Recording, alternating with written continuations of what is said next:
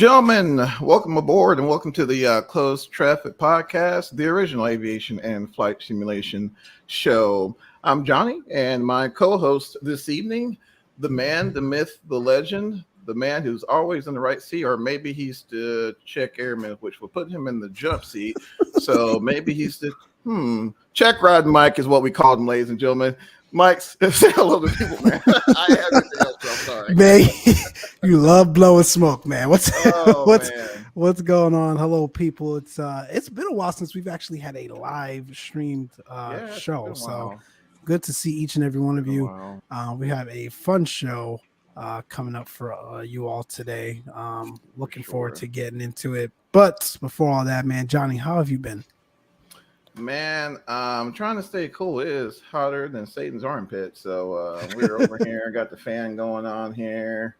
You know, get us probably catch a few clips there, and I'm doing the Barry White sweats in the concert. So, you know, but all is well over here, my friend. I can't complain. What about yourself? Not bad, man. Not bad. You know, just keeping busy with you know, all that is life, but trying to squeeze in flying here and there. You know, that's always important to stay proficient and current. So, but other than that, man, things are well. Absolutely. Things are well. Absolutely. Too cool, man. Well, you're too cool for school, Mike. I tell you, man, I don't care what they say about your brother. No. Right back at you. That was off guard. Touche. Well, guys, again, as Mike mentioned, we got a pretty sweet show today. I actually had the opportunity to invite a very special guest, content creator, as well as a commercial pilot. Ladies and gentlemen, Mr. Phillip. Phillip, say hello to the people. Oh, thanks for having me here. You know, it's a pleasure. I got to listen to some of your podcasts earlier. It was pretty cool. I'm all about it, man. Flying, simming, that's like my whole world. I can do it all day, every day. That's awesome. I mean, you know, we were just saying that before we got on, man. You don't meet too many people in the community that way. Like, usually you have avid flight simmers, but, you know, they haven't sort of crossed into the real world flying just yet, or really don't have too much of an interest in it. And then you've got those that actually do flying, you know, obviously in the real world, but they don't really go into the sim, you know, only if they absolutely have to for their career or something like that. They don't really pay attention or participate in flight simming. But you got the best of both worlds today here, ladies and gentlemen. Phillip, give us a little bit about your background, man. Like, you know, what sort of pulled you into aviation? What, you know, sort of led you down the path of actually not only pursuing aviation as a hobby, but also pursuing it as a career? Well, I grew up back on the East Coast. My dad lived on the West Coast. And so as a kid, I was constantly flying back and forth from New York to LA. And so, you know, when you're a young kid and you're doing the whole commute thing, it becomes just a fascinating thing. You know, the pilots would take us and bring us to the cockpit. And I had like a whole collection of like the pins and all that stuff. So I was always fascinated with that. As I became like around about teenager, my dad, he actually went and got his private license. He trained out of Torrance down there, which is funny because later on I went and got my private from the same school, didn't even realize it. And he came back, you know, like 20 years later, and they were like, "Hey, I remember you." And he's like, "I remember you too. This is where you got it." Like, it was just serendipitous. Oh, that's so cool.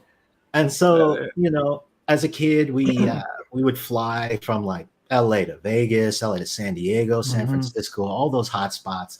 And so I was just always fascinated by it.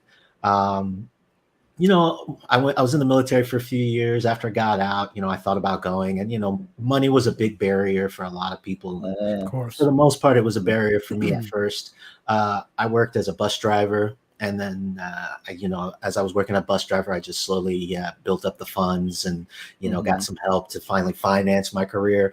You know, it's a lot of money, but basically you just got to look at it like a degree, right? You're investing in yourself. Investment for sure. Anything. Yeah. Indeed. And so I got my private back in, you know, what was this? This was maybe like 2018. Yeah, I got my private back in like 2018. And after I got my private, I was just like, this is it. this is the one career where I was like, I don't care how long I got to do it. I don't care how many hours I got to put in. I was like, I just can't get bored of it. I really just can't get bored of it. And so I ended up going to ATP down in Long Beach to finish I came in credit private, and I did my instrument, my commercial, my multi add-on CFI and CFII through them. You know, still beholden to the almighty Sally. Yeah. Giving her hand in my pocket for a minute there, but you know what? Yeah. It was worth it. It's worth it. It was It's worth totally it. worth it.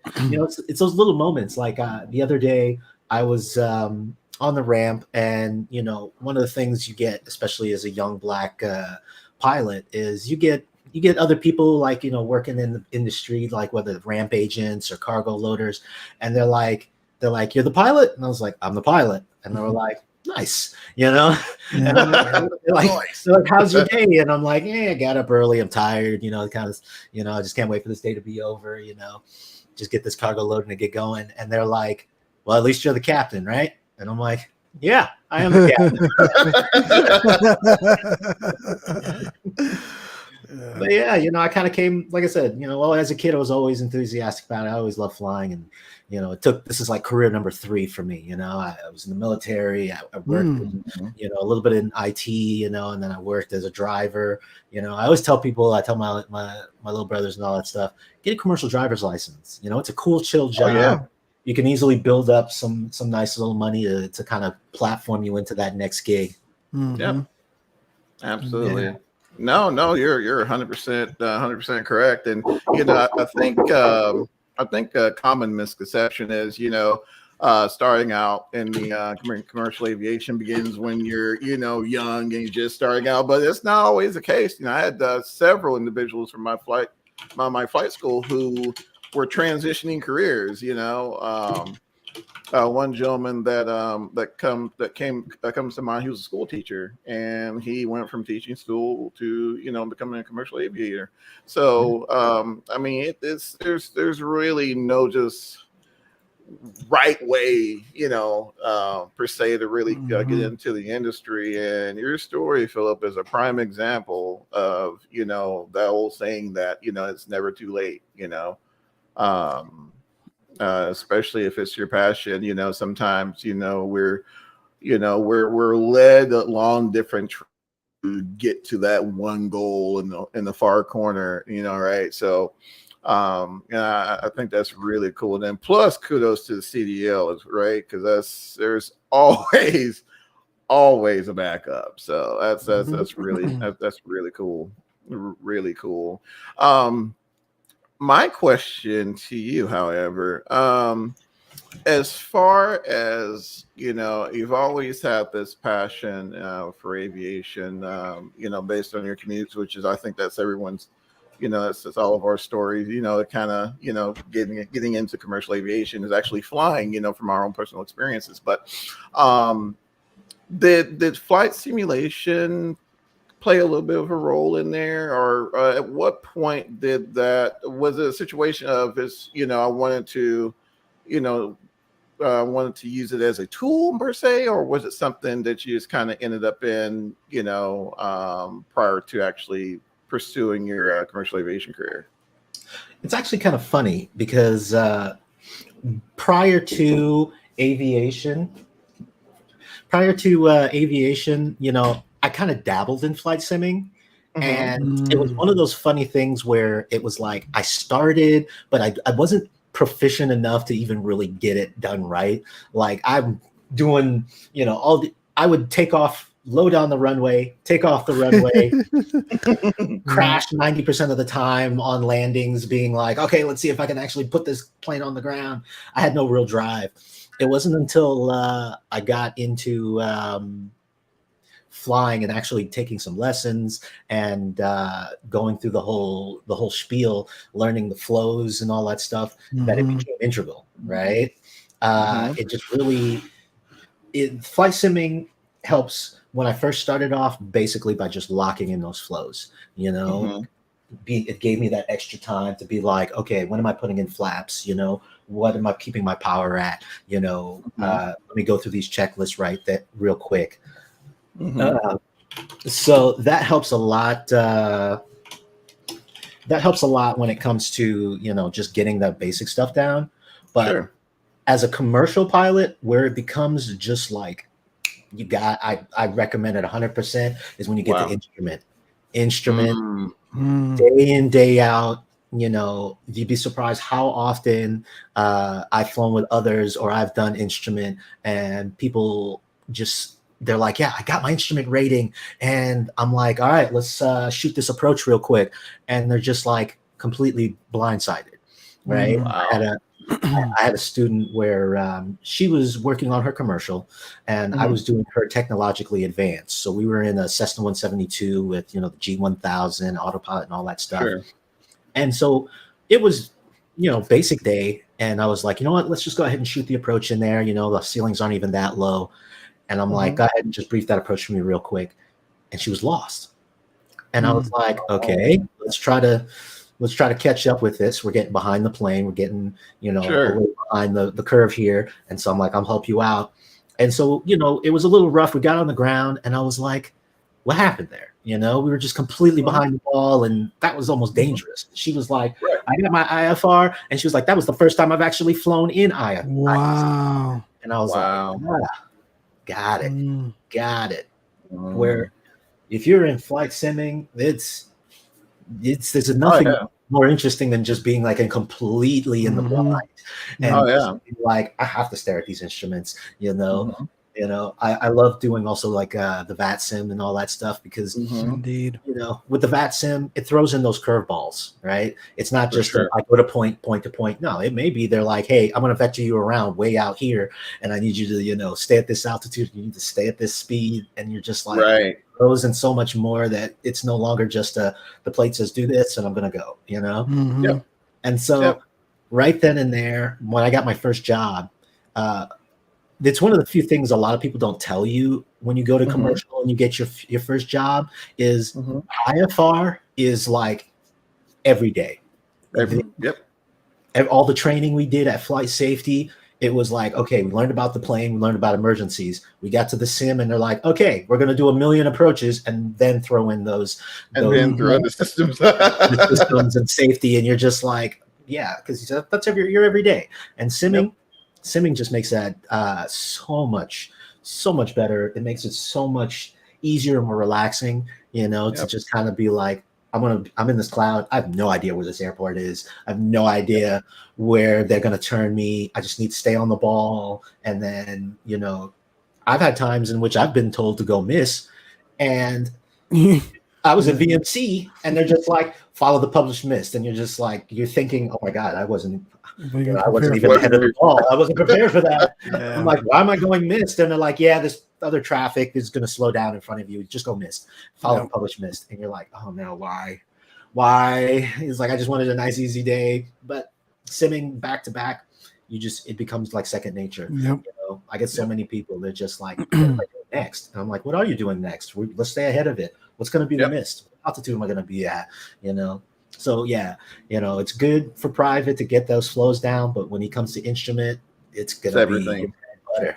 Yeah, it's gonna be a big difference from, you can tell some people who just got their instrument and never touched it again to those who just actively stay flying instrument to really keep you on the ball. Absolutely. Indeed. Absolutely. No, I've been saying this. I'm sorry, Mike. I got you're fine. Pulpit here. Sunday. No, but I've been saying that for quite some time, because just from my own personal experiences. I mean, going through your private's one thing, and to Philip's point, it's great for the flows, but where you really gets in there, really starts kind of affecting, and not only it's affecting your ability to grasp instrument concepts a lot quicker, but it saves you money.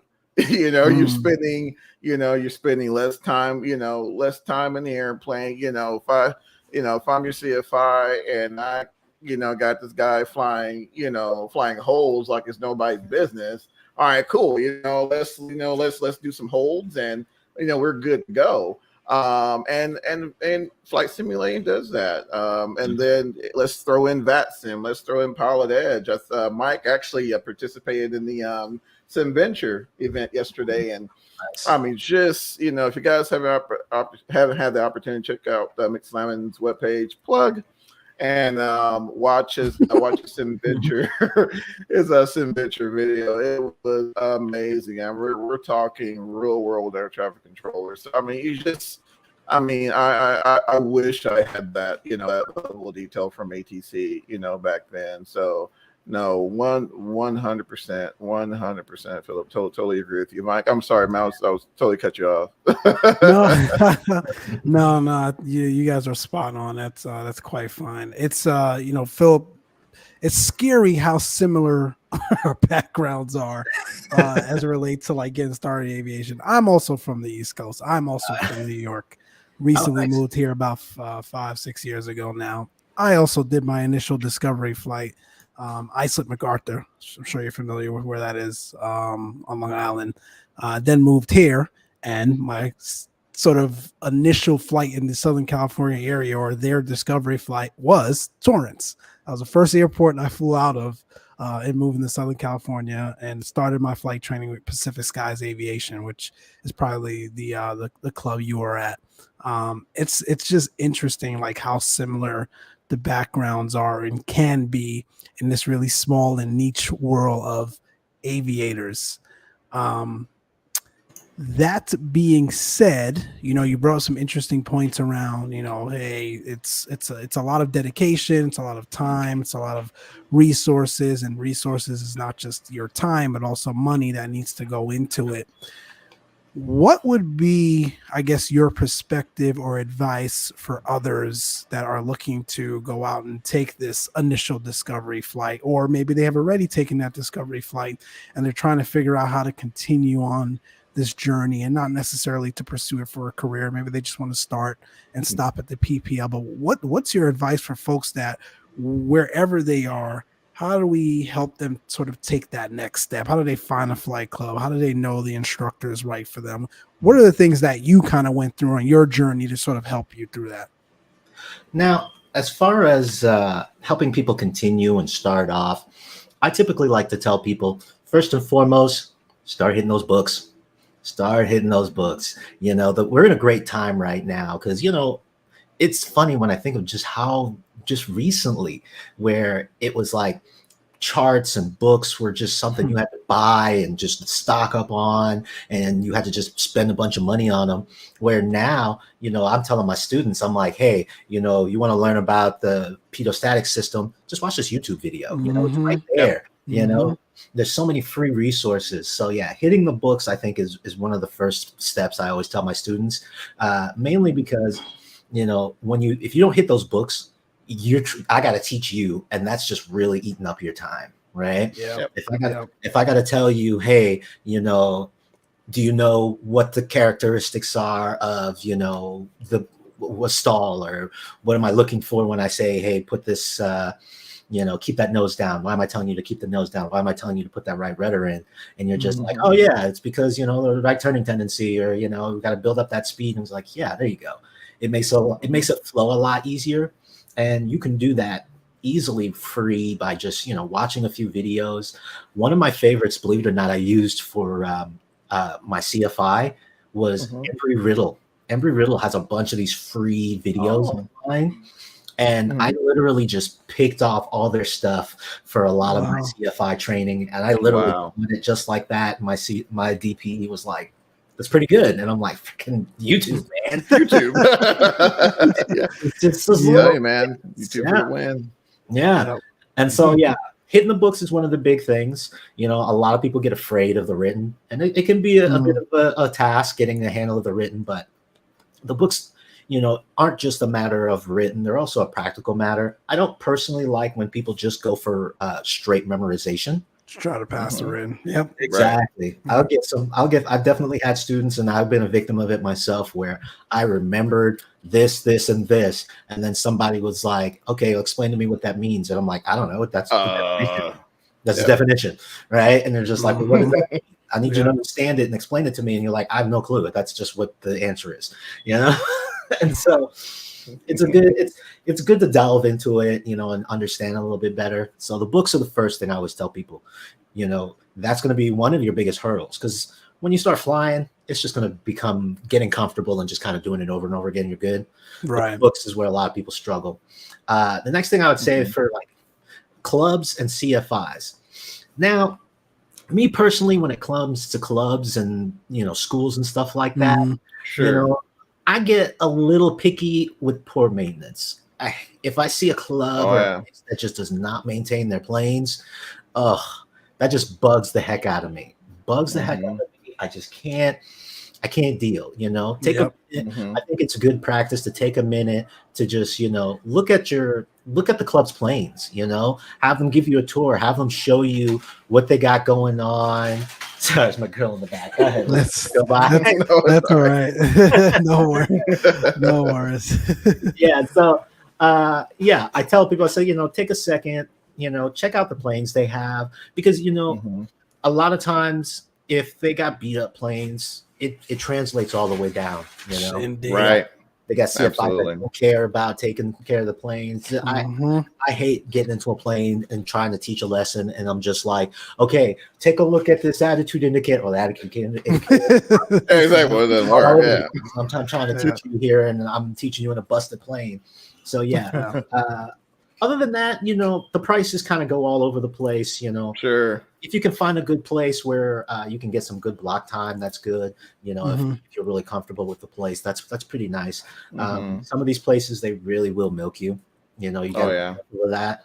I've dealt with one or two places, and I've had some students who dealt with places where the guy was like, yeah, I'm like freaking 30, 40 hours into it. The guy just will not freaking solo me. And you're like, wow, what do you mean? And it's that's you just talk to the people. Man. Yeah, you just talk to other people, and they're just like, yeah, they don't know why this guy just likes to milk the heck out of you. And I'm like, yeah, I hate that. You know, because you really, there's got to be a point where you just kind of got to cut your student loose, right? Exactly. Yeah, and you just got to be like, look, just go, bro. You know way more than you think you know. You got it more than you think you got it. So it's okay. Go ahead and go do it. And so you got to be careful of that. You know, sometimes, you know, you may find just reviews, talk to other people, you know, just remember it's an exploratory flight. You're not locked into that place, right? Sure. It's okay. It's okay to just be like, yeah, you know, I've done an exploratory flight before. Maybe if I could just talk to somebody and see, you know, what they're thinking of, how I can get this done, their ideas. Definitely be wary of any place that says we have a set program with a set price. Yeah, you'll get some places where they're like, oh yeah, private's going to be $10,000, and you're just like, how'd you get $10,000? Yeah, where'd you get that number? Yeah, I know people who did theirs right at the 40, and I know some people who are like, I'm a 100-hour private pilot, and I'm just like, yeah, it happens. Yeah. And now as far as the CFI, that really just, you got to know your own personality. You got to know your own personality. You know, I've had some students who were, you know, super negative. You know, they think that every little, you know, mistake, every little, you know, you get a little slow, and I'm like, all right, watch your speed. And they're just like, I'm just not getting this. And I'm like, look, you got it. Just relax. You know, it's a process. It's going to take time. It's going to take effort. And, you know, I've had people that came up to me. I had a woman who wanted me to do her commercial transition, and she was like, I have like 3 or 4 CFIs. I've had to fire them all. You know, this guy did this guy did this, you know, and this guy did this. And, you know, I sat there and I talked to her for like 10 minutes, and I was like, you know, you ever thought that maybe you were too oversensitive to the criticism they were giving you? You know, so, you know, I ended up not teaching her, ended up connecting her with another CFI who I thought was better on that level of dealing with overly emotional people, you know. And so that kind of, you know, it really just comes down to you. You know, I've had some old school CFIs that were just some old guys that were just do it by the numbers. And I had a guy who was a great guy, great stick and rudder guy, would not teach you a thing, you know. He was his whole thing was like he was just like, yeah, just feel it out, feel it. You got it, you feel that, and you're just like, bro, I need some numbers. I don't feel it. Yeah, There's some out there, bro. Yeah, it really is. It really is. You know. Yeah, I won't teach you nothing. Exactly. You know, What's BY? I don't know, man. You just gotta feel it. Exactly. You know, one of the hardest things I found for a lot of students, obviously, is for everybody's landings, right? Nailing that perfect landing and knowing when to flare. And I, you know, for the longest, I was just crapping it out, man, just banging them in, and I'm just like, ugh. It was so bad. Like I came close to soloing. They sent me up with this other older guy, and he's like, "You're just not there yet with those landings." And I'm like, I don't know what the heck I'm doing wrong. And so I ended up watching YouTube, and I can't remember exactly who it was. And he was just like, hey, just remember it as like a 3-phase, right? You got your approach, keeping that nose down, you're watching that speed, you got that round out. And he goes, in that round out, you should be slowly pulling that power and leveling that plane off. Once you got that power out and you're rolling that bad boy in, you're slowly transitioning into the flare. And ever since, my landings have been locked in like nothing. And I'm like, why didn't anybody explain this to me? Everybody just kept being like, oh, when are you going to flare? Oh, you'll figure it out. You'll feel it when to bring that nose up. And what does that mean? Bam. You just popping it right in, and you're just like, I needed a better teacher. Yeah. So, you know, it's okay to feel out a teacher. I know a lot of people that get buddy with their CFIs, but I mean, sometimes you really got to just be like, this isn't working. I'm not feeling it. I don't like the way you teach. We're not jiving. It really is a personal thing, because a bad CFI can ruin your experience. A really bad CFI can ruin it. You know, I had my first CFI at ATP who did my instrument. You know, I had a lot of people who were like, oh, I'm excited about instrument. How is instrument? And I was like, dude, instrument was the worst. It was this a slog. It was such a pain. And it wasn't until, you know, one day they were like, oh, you got Jonathan as a CFI? He's like one of the hardest CFIs here. Exactly. And I was like, what? And they were like, yeah, everybody hates him. He's like the worst. He's like a super stickler. He's always talking negative to people. And, you know, he's really just like, do it this way or you're not getting it. And I was like, oh, God. You know, and that explains it. Yeah. So, yeah, that's, you know, don't be afraid to be like, you know, this guy's just not cutting it. It's not cutting it. It's you. It's all you. You know, if you don't enjoy it, if you're not having fun, if you don't feel like it's a constructive environment, it's going to ruin your whole day. Oh, yeah. Yeah. You're going to waste a ton of money and a ton of time. A ton of money. Yeah. A ton of money, especially in this economy. No, I mean, and it's, you know, and there's just those type of things no one really tells you, right? When you first decide to, you know, start your, you know, endeavors in aviation, and I've found over the years, and this transitions into, you know, number of fields, you know, anybody who's determined enough can become a CFI, but very few have that, just something in them to teach, you know, and convey information that's palatable to the masses. I've ran into some pretty rough CFIs as well, and you know, I've ran into some really good ones, and it's just a night and day experience. I mean, it's just, and I mean, you're 100% right, and I feel for the individuals who ran into a bad CFI and has just ruined their taste for aviation, you know. And I've met a few. I got a good friend of mine now.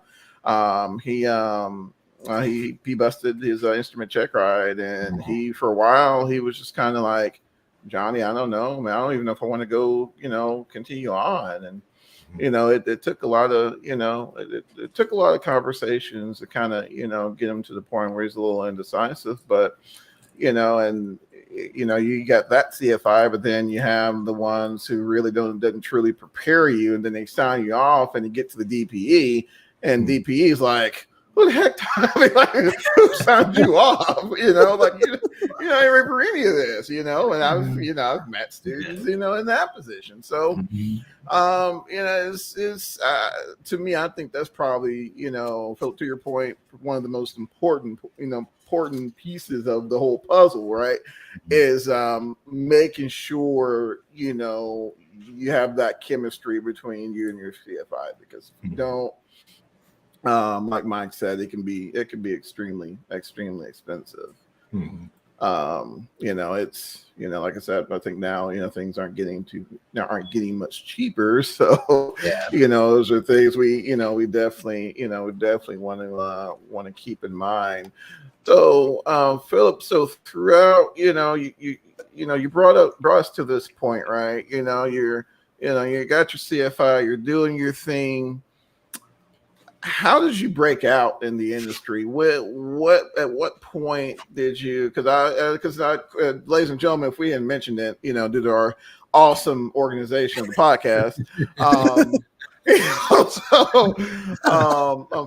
Philip is also a content creator, and of course, I've been following you for quite some time, and because I'm a huge fan of PC-12, and I saw that you saw that you're a PC-12 driver, and I also had some time in 208, so I couldn't help but follow a kindred spirit. But what? How are you able to train, or what series of events fell into place for you to finally get that dream role? Well, for me, it's kind of been funny because it's an outside looking in and an inside looking out type thing. Sure. When you're an outside, you're like, oh, I just want anything. I want anywhere. Right. I want anything. I'll fly a dump truck. Exactly. And so, it wasn't until I got in and my first job, I was flying a PC-12 for a Schedule 135. I'd say it was very reminiscent of a 121 world where, we were loading passengers. We had regular schedules every day. We were doing a lot of legs every day. And it was the flying was great. I love the PC-12. Honestly, I could easily see how people make a career of just flying that plane. It's fast, it gets up high, it's pressurized, it's so comfortable. It's probably one of my favorite planes so far, and I get it. It's not so complicated. You don't have to kill yourself with all the multi-this and all that. You can easily fly pilot, the whole deal. And so once I got in, I kind of started off just with friends, really. I was constant. When I first got my commercial, I really was just like, is anywhere hiring? I will go anywhere right now. Things are crazy. And it's funny because they talk about, like pilot shortages, and they're like, everybody needs people now. And you're like, they need people now. They just don't need me right now. They need other people. They need people with tons more time, and they need people with tons more experience. And so it's still rough. You're just throwing all those applications out. It feels like nobody's getting back to you. I would definitely tell people, when you get those applications out, definitely look at your strengths, your weaknesses, try to get those hours very concise, and where you want to be at, where you want to be at. Because the first position I got, I think they didn't get back to me for almost 3 months. They got back. Wow. Almost 3 months for to get my first position flying right seat in the PC-12. I had worked or technically, no, let me back up. I'm sorry. That was my first flying position. Prior to that, my first CFI position was actually, I got that through the Black Pilots Association. Oh, wow. I met with a lot of, because I had an older pilot who was part of the organization, who was like, you should join, the Black Pilots Association and all that stuff. And he invited me to one of the meetings. And at the meetings was Fly Compton. And so Fly Compton was the first one who hired me as a CFI. And so, and it was pretty cool. They were cool guys. I talked to them for a bit, and literally I hadn't even finished my CFI yet. I was just a fresh commercial pilot going back to finish my CFI. And the guy was just like, hey, you seem cool. We had a good conversation. He was like, with your CFI, man, come give us a call. We might have a job for you. And yeah. So luckily I started off, and I'm a contractor. So, if I don't play, I don't pay. Right. Right. Yep. Right. So, I'm there trying to beg for students here and there, trying to get as many as I can. Definitely make yourself available as a CFI if you're trying to get those first few students. For sure. Yeah. And so, we had a good number of guys who worked for smaller companies, and, I just started hitting the pavement, checking out the low time pilot groups on like Facebook, checking out. Oh yeah. What was it? The Climb 350 is a really good resource. Yeah. Where else was I looking at? You know, I was putting out applications to airline apps. Then ATP has an alumni association that's pretty good. Wow. They helped me like revise. I was using a basic template for my resume, and they kind of helped me tighten up my resume to be more relevant because I came off the block, no aviation experience. Sure.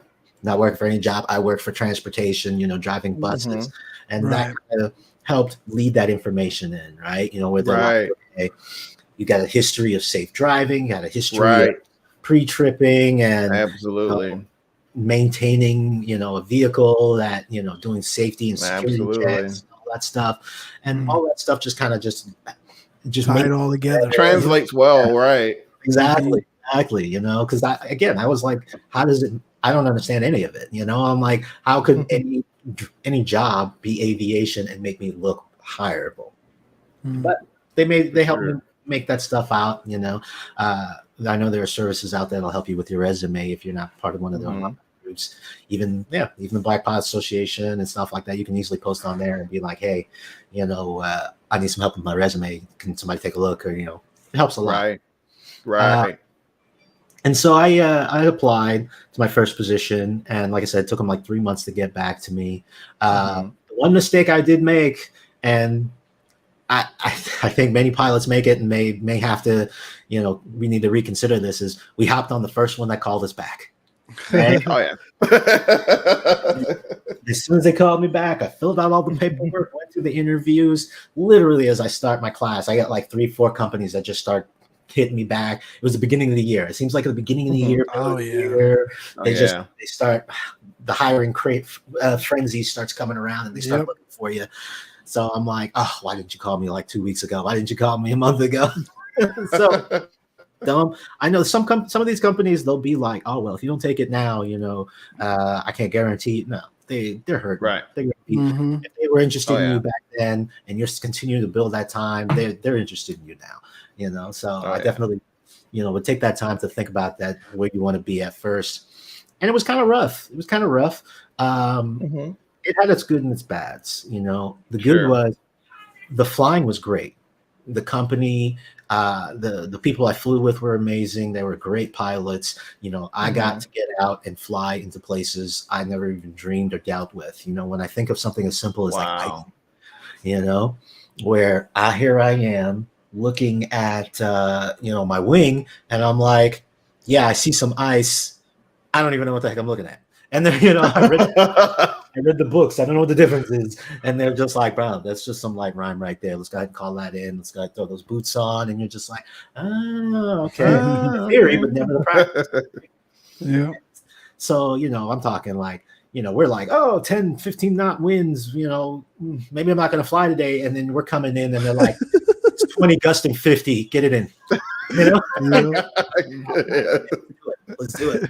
Yeah. And so it was really great for that. You know, I was based out of Ontario. Or not Ontario, sorry. I was based out of Oakland. And Oakland was so because it was their charter base and they were a scheduled company, it was basically, they kept me on permanent reserve. And so they sent me all over. I did Portland. I spent a good amount of time in Denver, Baltimore, Boston, Atlanta, all over the place. It was nuts. Oh, they had you going that far east. Dallas. Wow. Yeah, we're talking like 5 to 8 hour commutes, man. It was not. Oh man, that's nuts. Wow. Yeah, commuting. Yeah, commute life. East Coast. Commute life is rough. You know, personally, one of the main reasons I like being over here at West Air, or now it's Empire, that bought them, and they're working for FedEx, is they have the flow. And so, you know, if you're interested in going into like FedEx, you do some time on the Caravan, you do, I think like a year on the ATR, and then you get the flow into FedEx mainline, flying their jets. Wow. So that was awesome. So that was one of the main reasons I went there. The 208 going from the PC-12 is a little bit of a downgrade. You know, we lost Just the a tad. bathroom. No more bathroom. I'm like, bro, man, if it doesn't have a bathroom, I don't even know how to live. And then, we're no longer at the flight levels. Now we're cruising at like 11, 12. 11. I'm like, You're up there in the 172s with me. yeah, exactly. Sweating. I tell you what, there's nothing better than coming into an airport and they're like, what's the max speed you can give me? And we're like, we can knock out like 250. You know, now I'm just like, maybe 140, 150 if I'm lucky. And they're like, slow down for the caravan. And I'm like, But yeah, I mean, right now is a great time.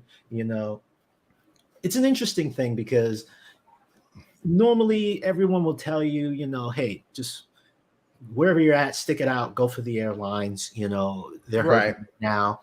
But what a lot of people don't realize is you lose a lot of that life that you get when you go with them. Yeah. You know, I've definitely learned that one of the things is this company, they pay better than your typical first officer, significantly better. Sure. You know, they're slowly trying to come up with the times because they realize it's harder to keep people once these big companies start throwing out a lot of money. Oh, you're getting a lot of that, you know, PIC turbine time, which is like golden for you, man. I mean, just even coming in from the right seat from my last gig, coming to this gig, you know, I had so many people that were were calling me, offering me jobs because they're just like, all right, you got that time, you know the basics. We know you're not going to be struggling in classes or right. You know, and we can work with you. Exactly. So that helps. That helps a lot, and it's helped me a good amount. You know, unfortunately, with my first company, you know, it was just poor management, and you know, just like with you know, a bad school, bad CFI, they can really sour it for you. I've flown with a good number of guys who've come from these companies that where I'm like, oh, I want to be at that company, and they're like, yeah, I would reconsider that because the management, man, they're not good. The management's just gonna make your life a living hell, and they just really it can sour it for you. And so, yeah, you know, still moving forward. You know, it's an interesting gig. It's an interesting gig. You know, it's a fun job. You know, and the 208, you know, is a fun I like how you can pretty much throw around that 208 like a 172, really. You know? Yeah, she's a tough bird for sure. Yeah, I've had a good number of them where I was just like, yeah, in the PC-12 that landing would not have been kosher. No. If we loaded 208, she could take it. Yeah, she's a tough bird for sure. What are your again? Those that have just joined, thanks for joining. We're on with Phillip, freighter pilot based here in Southern California, also content creator. Check out his channel and whatnot. Also an avid flight simmer. We talked about that earlier as well. Phillip, what are your routes? I know I've seen them, you know, based on the stuff that you post. But tell the people sort of what are your routes, especially those that are familiar with Southern California. Where are you flying these days? Well, I'm based out of Ontario. We fly to places like Santa Maria, Santa Barbara, San Luis Obispo. We go as far as Imperial, which is, you know, down there. Oh, wow. Yeah, we'll go way down there. Johnny familiar with that. Unfortunately. We'll do some inland stuff. We'll go up to Inyakern, which is over there by China Lake. We'll do Bishop, which is, you know, not too far from Mammoth or whatever over there. We pretty much cover all of California. So if you're based out of like Ontario, you can fill in for San Diego. San Diego does the San Diego to Imperial. This past week, I filled in for Oakland.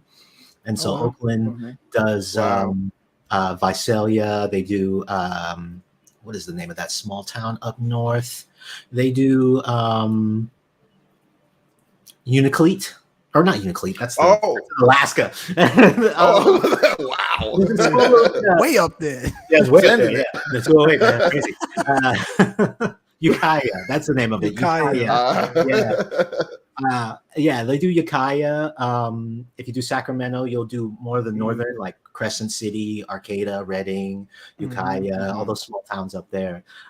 We fit in those small feeder stuff. We get the big heavies, all those MD-11s, 767s that fly in from like Memphis, and they basically just break them down, and we hit up all those southern areas. Small areas. Wow, too cool. Too cool. That's pretty cool. It's a long way to go into 208 for sure, Charlie. Oh Well, man. we're real psyched right now because you know, the ATR requires you to have your ATP in order to get in there. Right. But we've got the 408 coming soon. So The Courier, the Sky really? Courier or something like yes, that. yes. No Yes. Oh, way. y'all are getting it? Sweet. Yeah, so we're supposed to be getting 2 of them in the next few months. By the end of, supposedly within the next year, if not the end of next year, they're trying to phase out the majority of the 208s. 208s, oh, yeah. Wow. Yeah. So That's what they're going to neat. do is they're going to do the 408s and then a chaser 208 for like pickups and ad hocs and stuff. Like they need an extra plane. But yeah, I'm real Gotcha. excited for the 408. You know, Oh, single man, pilot, yeah. single prop. It's going to be nice. It takes up like 3 times the load of the For 208s. sure. Yeah, Nice. so For it should be sure. fun. Better All glass. technology. Oh, I was just gonna Oh, say, I yeah. bet it's all glass in there. Yeah, Johnny's it's favorite. real nice. Man, but when you think about it, guys, those two ain't getting up in age, man. I mean, those things They are. They've been around a They've been while. sending them for Been around quite a some while. time, you know. Oh yeah. Yep. I mean, So you know, it's about FedEx. time. FedEx makes their money, right? You know, they're still flying those MD-11s, and you know, I showed my girl the MD-11, and I was like, "That's like a 50-year-old plane almost right now." Oh yeah. For a minute, they Yeah. run that thing every day. Oh man, I didn't think Every they'd ever day. get rid of 727s. They finally got rid of those like a few years ago. What's still 8300s, man? Those things about. I mean, they're older than me, so. Mhm. You know, yeah, they're FedEx. That's what The A300s, are they that old, really? Yeah, Yeah, I think they came out in the 70s, didn't they, or something like that? Wow. 70s or I didn't 80s or realize- something? Yeah, I didn't realize that. they're old. Things are old, man. FedEx, they are not in the business of being wasteful. That's for sure. Oh yeah, oh yeah. That's for sure. So you know that's awesome. I was actually just saw something on Instagram. I follow Cessna. They posted something on the 408, and I got to looking at it. I'm like, man, that's a slick machine. That's a slick. What's that thing? What's that thing true out at, Phillip? You know? I'm not sure. Yeah, I'm gonna have to do some research here. Mike, man, you over there? You're I'm already on it. I'm already on it. I'm already on it. It looks like she trues out. Is that 230? No way. Oh wow. What? No, that can't be right. I mean, that's one of the things when you get a lot of guys, especially if you're looking to go to the main lines, it really comes down to you really want to get that twin time, right? You want to get that twin turbo, that twin jet time. Absolutely. And so once they get that 408, you know, it's going to be more of an encouragement to keep guys on and stay for the main lines, and it's just going to be more fun. Absolutely. She trues out at 200, it looks like. Okay. That's an improvement, man. I'll take that over what the old 209, and I'm knocking on the old girl, but I'll take 200 over there. Yeah, they're supposed to be getting rid of their ATR 46s, so the shorter, stubbier ATRs. Right. Yeah, so they're gonna get rid of those guys and fill them with like 2 408s. Okay. Yeah, it's supposed to be cheaper to manage, cheaper to operate, easier to get pilots in and on them. Get pilots in. Of course. Yeah, that makes sense. That makes sense. And I like that too. There's also like a flow program as well. So I mean, it's even more of an incentive to stay, you know, do your time and then transition over. You know, man, that's an awesome program. Awesome program. So I'm going into and again, what's cool about this, and I was just like, you know, I've been wanting to get you on for quite some time, Phillip, because you know, you go through your channel, there's almost kind of like a working, you know, like your career progression, you know, on the page here, man. And I got my commercial, like in the late 2000s. So YouTube really was YouTube out back then? No, I was kind of like it was like barely. You know, I still remember MySpace, so I don't know. God, I'm old. Anyway, but you know, there was really no one to kind of follow on that level. You know, you kind of had the word of mouth, you know, or whatnot. But just following your channel. You know, I even see a lot of your flight sim content as well. Shout out to the PMDG 737. Yes, shout out to them. She's the standard. Shout out Right? to We gotta try to make it as good as that level. That's gonna be. Is it as good as a PMDG? No. Absolutely. So I mean, I think it's really cool. As far as your channel is concerned, do you still plan on continuing? Because I mean, we're even seeing like actual line videos, which I think is just gold for those aspiring aviators who are just curious to kind of see what it's like. And I think you show a facet of the industry that not many people really think about. We typically think about as a commercial aviator on the line, doing regular passenger operations, but no one really thinks about the cargo side of things, and more specifically on the feeder routes. I mean, there's tons of little feeder operations out there that are running the Metroliners, Beech 1900s, and they are responsible for making a lot of those future mainline drivers as well, and when you're just getting your commercial, and I'm gonna jump off my soapbox here in a minute, but just getting your commercial, I mean, when you're in that mode of, man, I'll fly anything. I mean, these are some of the companies you want to look at for sure. But I digress. But going back to your channel, what are your plans for your channel? Do you plan on continuing your content as you're progressing through your career? Yeah, it's kind of funny because just yesterday I had a message where somebody was like, "Wait, you're no longer driving for Greyhound?" And I'm like, yeah, "That was years ago. No longer there." What do you? I mean, I try to share, just some of the views. Sure. One of the things you really got to learn, you learn from day one, if you're even have a thinking of getting into an airplane, is you got to love it, so I love it. I love when people watch it and people are like, "Oh my God." I'm trying to create the stuff that when I was watching, I wish somebody would have shown me, Right. I was literally in flight school, flying around and seeing the 208 sitting on the corner and being like, "Oh God, how cool it'd be just to even just hop in one of those and just see what it's like, cruising around." It's so funny, because it's like, so I'm trying to share some of that stuff, as much as I can, as much as you can. Right. Absolutely. Trying to show, some of the places we go to, some of the operations we do, without, getting too crazy and getting myself in trouble. Right. And,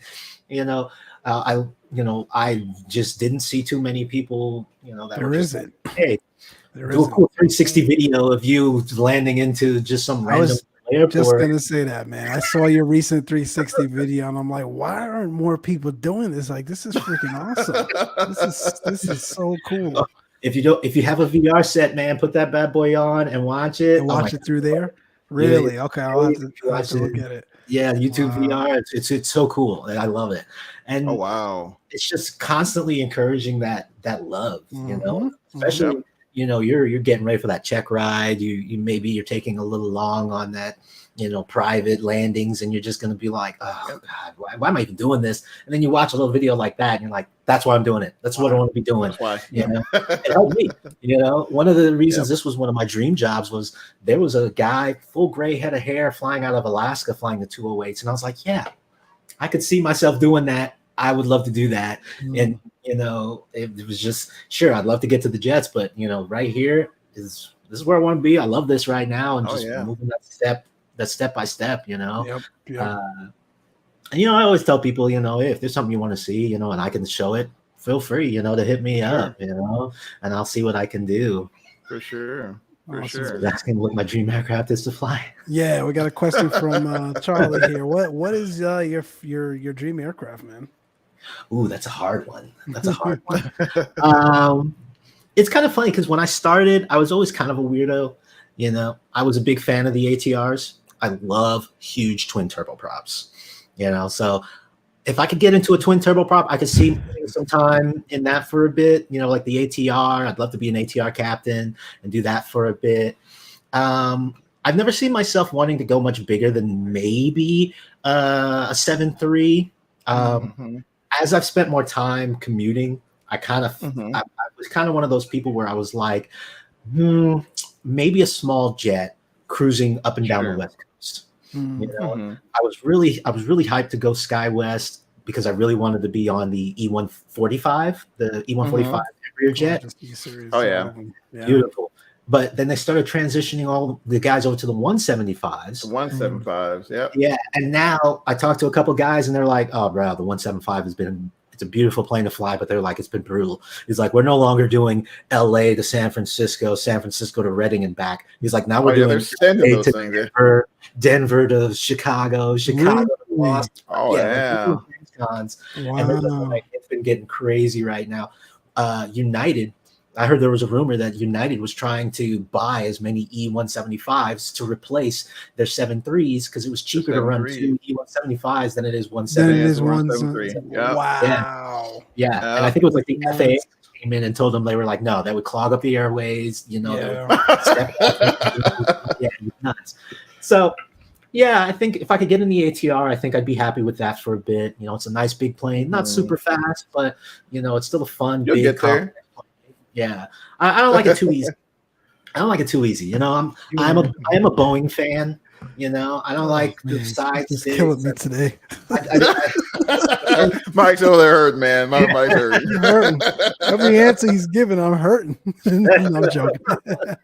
Yeah, I was jumping with I jumped on, I think it was a American, it was an A320, and the captain's like breaking out the table and making tuna fish sandwiches, and I'm like, Oh yeah, man. They're she didn't even chilling. touch she literally Chilling. took off, got like 1,000 feet up, turned on autopilot, and didn't even turn it off until she got like 200 feet. And I'm like, yeah, you can't do that at 7.3. You still got to manhandle that thing a little bit, you know. Oh, that's With a funny. URJ, you still got to manage your power. You got to fly it. Yeah. Fly it. Yeah, I bug fly my it. I bug my buddies to this day.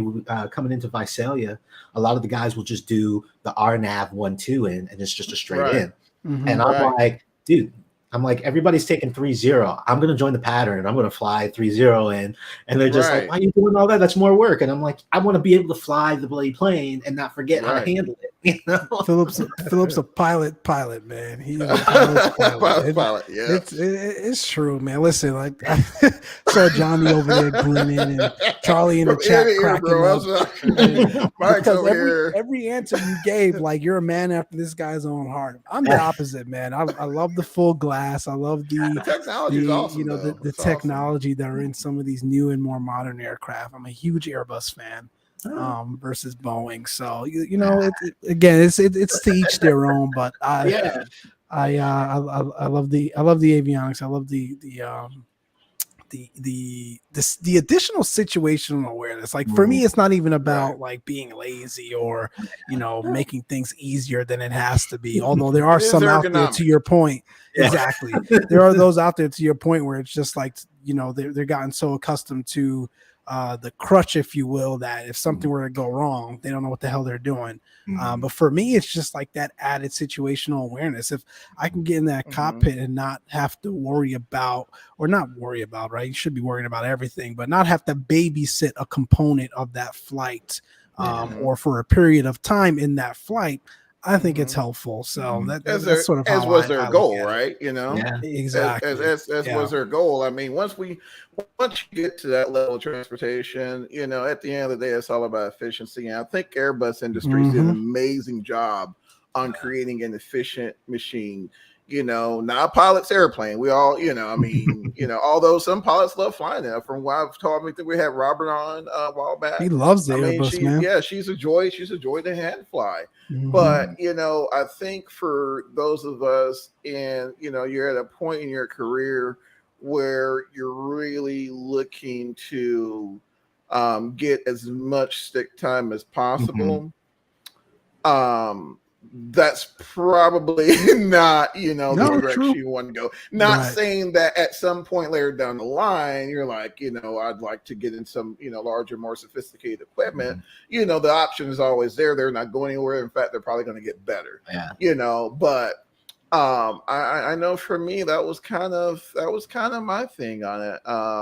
You know, even when I would say probably some of the best times I remember was when I was on the South 340, and Nice. I mean, just really just kind of being and actually aviating, like navigating through the weather. I mean, of course you're in turboprop, right? You're going to be in the weather, Exactly.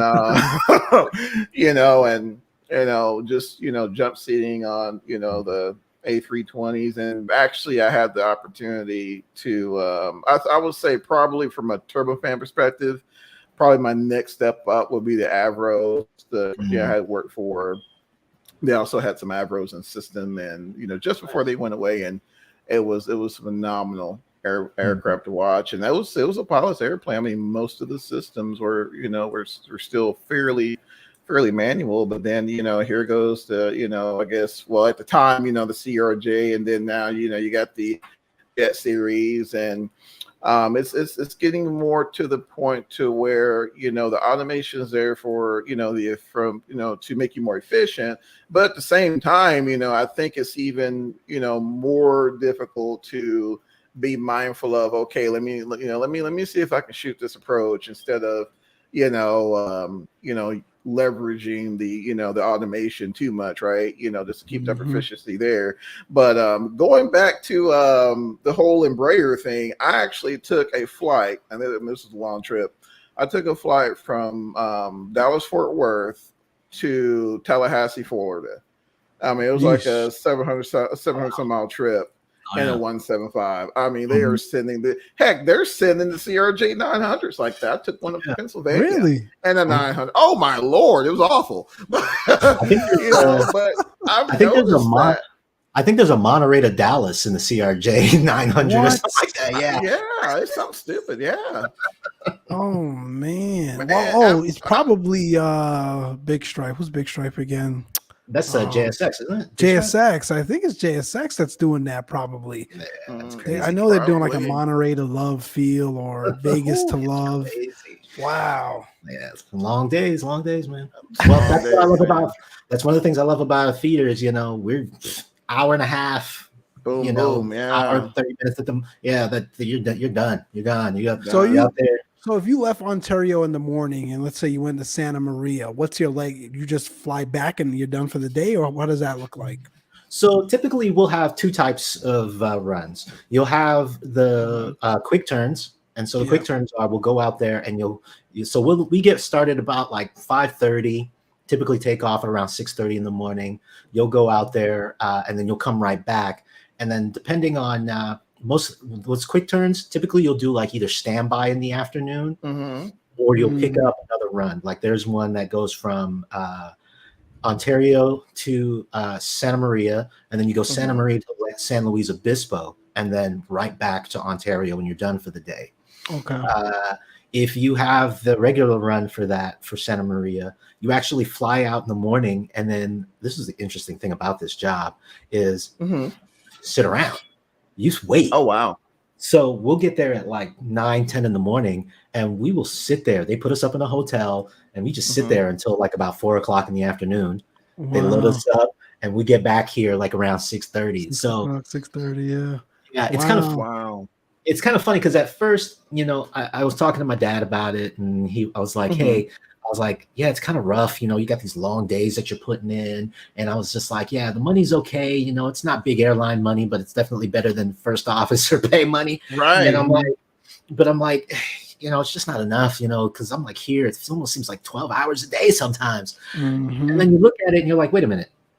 I've flown for like 3 hours today, and I've literally just sat in a hotel, took a nap, and then came back for like the majority of the day. And you're like, when you think of that way, it's kind of cake. It can be a little hard on the family. It depends. It's the perspective. It sure is. Yeah, absolutely.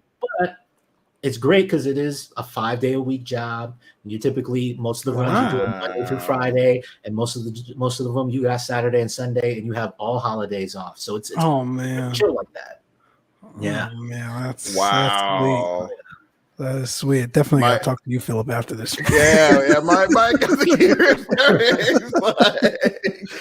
Oh man, but you're right, man. You Wow. guys do get started pretty early, man. Because if Yeah. you ever, for those in the area, if you ever get an early flight out of Ontario, I think the earliest airliner flight is probably like 6:30 or something like Yeah, that. yeah. But man, you see all those Their feeders wheels up, they're lining. gone. They're lining up down the taxiway, dude. It's like 8, 9 of them, just one behind the other. I'm like, yep, it's FedEx time.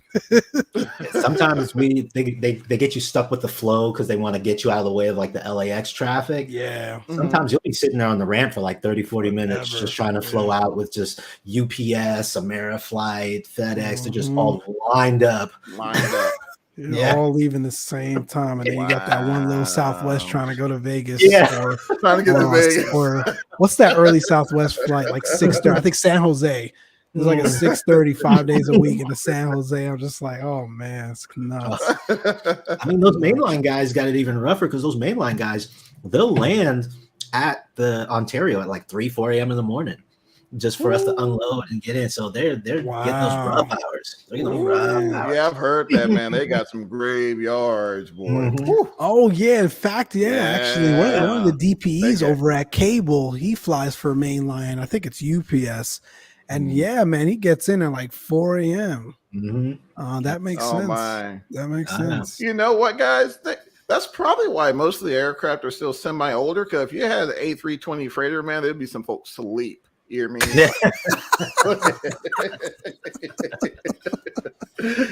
Oh man, I had to do it right. Wasn't there a story about that recently? Didn't like the pilot and co-pilot the first officer fall asleep? I think that was like was that in Europe? They were flying. No, yeah, it was Europe somewhere, but I think it was an Airbus, wasn't it? Yeah, I think it was. Yeah, they fell asleep. Yeah. I think you're not too far off, Johnny. Yeah, I think they were trying out and everything, man. Yeah, they were trying to say it was bad radios, and they ended up on the seat. Wake me up, top and drop, right? Top and drop. Oh man, your FO's gone too, man. Oh my gosh, recipe for disaster. Back to your Airbus point. I talked to a good number of guys on the main line when I was jumping on a regular, and I tell you what. Everybody's like, you got to get on that A350. They say that's like the top of the line right there. They love that thing, man. Creme de la creme. Love it. Flying computer, man. You think the 320 series is? Oh man, that thing, that 350 is sweet. I've been in the cockpit. Fortunate to be in a cockpit of that thing and talk to the pilots, man. It's a sweet gig. But I think really. Only Delta from the big Delta. Four. I think it's just Delta with them. Yeah. Oh, it's a good place. Everyone else is overseas. Yeah, absolutely. I follow this one guy, man. He's a 350 driver. I think he showed the avionics, but now I mean he climbed into the avionics. Oh, avionics bay. Yeah. Yeah. And I mean, Philip, you're familiar with you're has an IT background, but it looked like a data center in there. I mean, no joke. Oh yeah, like a data center. It is. I mean, it was insane. I wouldn't be mad to try it out. No. When you consider the sheer amount of information it's passing back and forth to those planes, man, I'd imagine it's a data center, dude.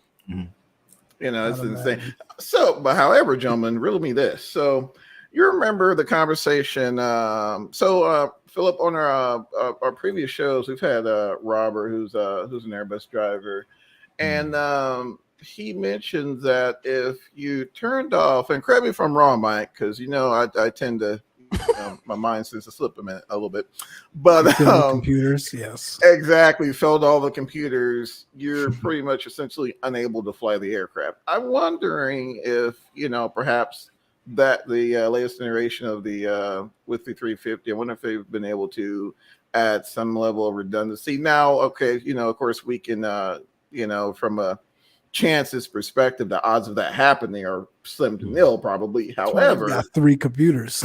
Right. However, anything man-made is subject to failure. Sometimes 3 times. So, I'm wondering, if there's some sort of manual revision that they've actually added in the 350. I think that'll probably be the only thing that will kind of, have me kind of wondering. But, so she flies with once the fly-by-wire fails, are you saying? I can't remember what he said, but are you saying Yeah. there's no sort of ability to fly? Like there's no stick and rudder. Like you're Since done. there's fly by wire, right? There's nothing to translate your inputs to outputs on the flight controls. I wouldn't be surprised if they had some sort of manual system that you could manually turn or something like that. Something. You would think. Yeah, we're going to have to ask Robert again. Yeah. Funny enough, though, during my training for these guys, one of the hardest parts for me was one of the things I had to do was I had to do entering the pattern, so I had to enter the pattern, crossing over an airport, and entering the pattern and land all by autopilot. Right? Really? Yeah. And so it just freaked me out because I'm like, it's like you're behind doing this, and I'm like, dude, I was like, I would never use autopilot to enter a pattern. Why are we even using an autopilot to do this approach here? And he's just like, they just want to make sure that if something happens, you know how to use it and you can use it. And I'm like, I wouldn't. I would hand fly. I would waste my time letting the autopilot do something when the autopilot, it's nice. It does it slowly and smoothly. I'm like, no, I want to get that bank in. I want to get it on the numbers, and it's just doing all types of crazy stuff. I guess you just got to get used to that. Old stick and rudder guys just got to be used to just being like, all right, it's going to land. Let's do it. Yeah, exactly. And that's, gotta, I think we kind of learned that in instrument also, trusting your equipment and, just kind of, letting it do its thing. But no, I couldn't imagine, it's your instincts, like disengage and fly it. But yeah, no, I could not imagine, Phillip. Yeah. Could not imagine. So just to segue, I know we've been airplaning for most of the show. We're pilots, man. That's what we do. Yeah, exactly. But I did want to get your take, Phillip. As far as flight simulator platform, what's your flavor? What's your preference? Well, I am a diehard X-planer. I just feel that personally, a lot of the physics, a lot of the planes are just at that level that, Microsoft, and it's not even before 2020. I kind of felt that some of the Microsoft planes were a little more on rails. They weren't as responsive as I wanted them to be. Even with X planes, sometimes, with certain planes, you got to put in like that experimental mode. Right. It brings back that weight and that heaviness of that you get with it. So yeah, that's still my main thing. I have been transitioning and spending a little more time. I'm a big virtual airline guy. Sure. Nice. Sure. I fly with the virtual Southwest, virtual United. Awesome. I also do Walker and all that stuff. Okay, and cool. So I try to keep things by the numbers, do routes, do all that fun stuff. And I personally I'm a huge junkie. I like to do the appropriate route with the appropriate plane, right? You get like some people. I'm the same way, dude. I'm on flight aware. And I have it dialed into the point where I'm leaving that same gate. Exactly. I love that same thing too. I am the same way. I told my girl, I said, there's sometimes I spend more time just getting ready for the flight than actually doing the flight, Oh, yeah. I mean, yeah. And so, X-Plane has been my main thing. I do a whole heavy modded. I do the ortho sceneries. I've got a bunch of BX sceneries. I've probably got I don't know, a couple $100, if not $1,000 or so, in just aftermarket airplanes. For FS 2020, I've been doing, like I said, PMDG has been a really good plane. I've been doing a more Southwest flights in that. I do enjoy the new Phoenix. The Phoenix A320. I've been enjoying that with some of my United flights, so that's been pretty fun. There's still a few little bugs that I kind of hope they would update it. I've been had some issues that they're trying to get out. The CRJ is definitely the only thing that bugs me with the CRJ is sometimes on short final and on that ILS, it just likes to dive right into the bloody ground. Oh my gosh! That's been an issue since beta. Yeah. Don't ask us how we know, Phil. Yeah. so yeah, I mean, it's nice to have that scenery, and I would definitely say FS 2020 has been my VFR fly. A lot of the Oh, time, yeah. if I want to Bingo. go VFR, get those beautiful sceneries, it's Yep. top notch. You can't beat it, Yep. right? Yep. But when it just comes down to I'm at The 40,000 physics. feet. I need that systems. Yep.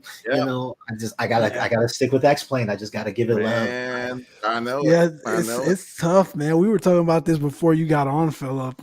Johnny and I were like, man, I think I'm gonna uninstall P3D and X-Plane. And then it's like, damn, but like when you really want that level of immersion for these airliners, man, It's like tough. X-Plane is where it is. It's tough to get that same feeling in 2020. 2020 is on its way. Don't get me wrong. It's Oh, yeah. getting there, but it's certainly it's tough to sort of just put X-Plane to bed and say, all right, I'm going to be a 2020 guy. But Yeah. to your point, I use it the same way. X-Plane mostly for those airliner ops, and GA, man, I love 2020. I love getting up and doing a flight to an airport I haven't been before I go out and do it in the real world, just to get my bearings a bit. So yeah, it's great for that.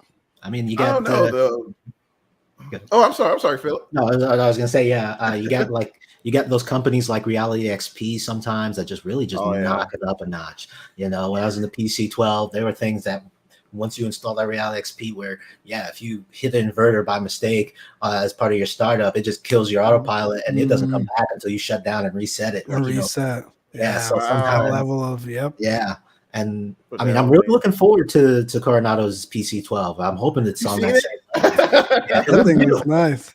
I've never flew a Coronado. I've never owned a Coronado product, man, but it looks gorgeous. But I've heard like they're known for their looks, but there's certain times, man, where they it's not as dialed in as you think it would be. So we'll see. I'm looking forward to it. It takes a company like Reality XP to really kind of, because I think what they did is they did it for the X-Plane version, but they kind of but you had Coronado's PC-12, but the back end was like Reality XPs, and so they injected the system simulation, and that was my go-to PC-12 sim for ages. So I'm hoping that they were able to really get some help with their the dynamics in their systems, because if it flies and performs just as good as it looks, game changer. Be nice. Game changer for sure. Nice. Yeah, absolutely. But I know that I'm kind of in the same boat. I typically use 2020 for my GA, but you still got some companies over on the X-Plane side. You got like Hot Start with their TBM, and then they messed around and dropped to 650 because I can't put down. Yeah, and another, I think we're X Aviation, but Toga just released a Mitsubishi MU2. A couple of days ago, and I've been flying these snot thing since it dropped, because there's not many simulations out there that simulate the geared turboprops well, like the TPE 331s, and they did a really good job with it. And then it just flies so well. Oh my gosh, X-Plane. Have you tried to tame that beast of an MD-11? Oh my gosh, I hadn't. Many have tried. I had PMDG's MD-11 years ago, and Mike's heard me gripe. We needed MD-11, and we finally get one, and I've been on the fence ever since, man. It definitely takes some getting used to. You got to learn the quirks. Yeah, but I still can't put that thing. I still can't grease that thing down. It's so funny because I'm like, I'll come close, and it always just wants to slam the heck out of it. And I've talked to real guys, and they were like, "Oh yeah, no, it's a pain in the butt to put that plane down. It is not a fun plane to fly." And that's McDonnell Douglas for you. Like even their MD-80 and all those, they just have those like isms that make them unique and different from any other commercial aircraft out there. So I may have to check it out. Check it out for sure. Says Mike's pretty much disowned X-Plane. I'm going to put you out there like that. I mean, I haven't disowned it, man. Like I said, man, the airliner ops, man. Like, don't get me wrong. I love PMDG. I think the system, the depth of simulation behind their systems have always been incredible. FSX, P3D, Same in 2020, solid plane, but it just lacks some immersion. And I think part of that 2020 is to blame a little bit, but there definitely needs some work. Now, as you go fire up that Z-Bow and X plane, and that is a whole nother ball game. Like whole nother ball game. You know, who am I to say what a 737 flies and feels like? I've never flown one in real life, but man, I could like. I think it's close, right? You can imagine it flying a lot much closer than what we have in those other sims. So I love going to X-Plane to do that. The TOLIS is not FS Labs, but it still is a pretty solid A320 rendition as well. I love the Neo. I love their regular 321. So X-Plane's hanging around. It's hanging around. It's hanging around. I will admit. I don't see people really messing with it as much. I have been enjoying the Mad Dog in 2020. Because it came out and everyone like completely forgot about it. I think because it bucked up against PMDG's release. Like, I think so right? Too. I think so too. And then Phoenix. So Phoenix. I would say it's just slightly. It's so close to being study level compared to compared to the Rotate. I think Rotate's still a little more complex and a little more you got to know the systems a little bit better. Right. Where like if you don't have it set up just right, you can't start the Rotate MD80. It just won't even come on. Where the FS 2020, you can kind of mess around with it and it'll start up. If you don't have it set just right. But it flies well. I like the retroness of it. Something about just cruising into a big busy airport and just having all those old switches and knobs. And you're busy. I love it. So I say it's been my number 2 plane, the MD80. Obviously the PMDG has been taken over as my main virtual airline flyer, but the MD80 is a fun little retro flyer for me.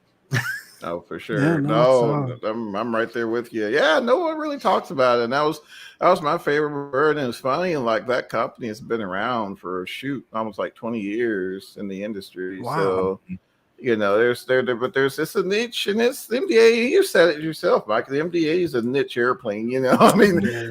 Very, very few. If some people hadn't heard of it, but just you gotta be kind of really feeling that flavor, and it I ain't gonna lie, it does for me as well, Philip. I was loose for a while. I couldn't put that thing down.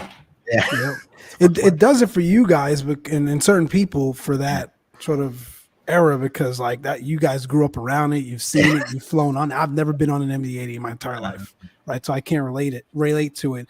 And going back to what Philip was saying, like he centers some of his flight simming around like the real world route, the same equipment, et cetera, et cetera. You can't do that today with the MD-80 because who's flying it? And I think they underestimate the fact that a lot of the community, even if they're not cognizant of it, that's how they select their flights as well. Like they're going to fly something that maybe they went on vacation last week with the family and they got back home and they said, I want to mimic that flight. 9 times out of 10 is going to be in a 737, an Airbus, or one of those more modern planes, or CRJ. That's sad, isn't it? Like, what happened to the variety? You like 4 airplanes. COVID accelerated it, man. A lot of those planes were going to retire anyway, and COVID just really accelerated that, man. Man. Like no 757. Nobody talks about it. Barely, or 767-400. Oh my gosh! Don't remember 767.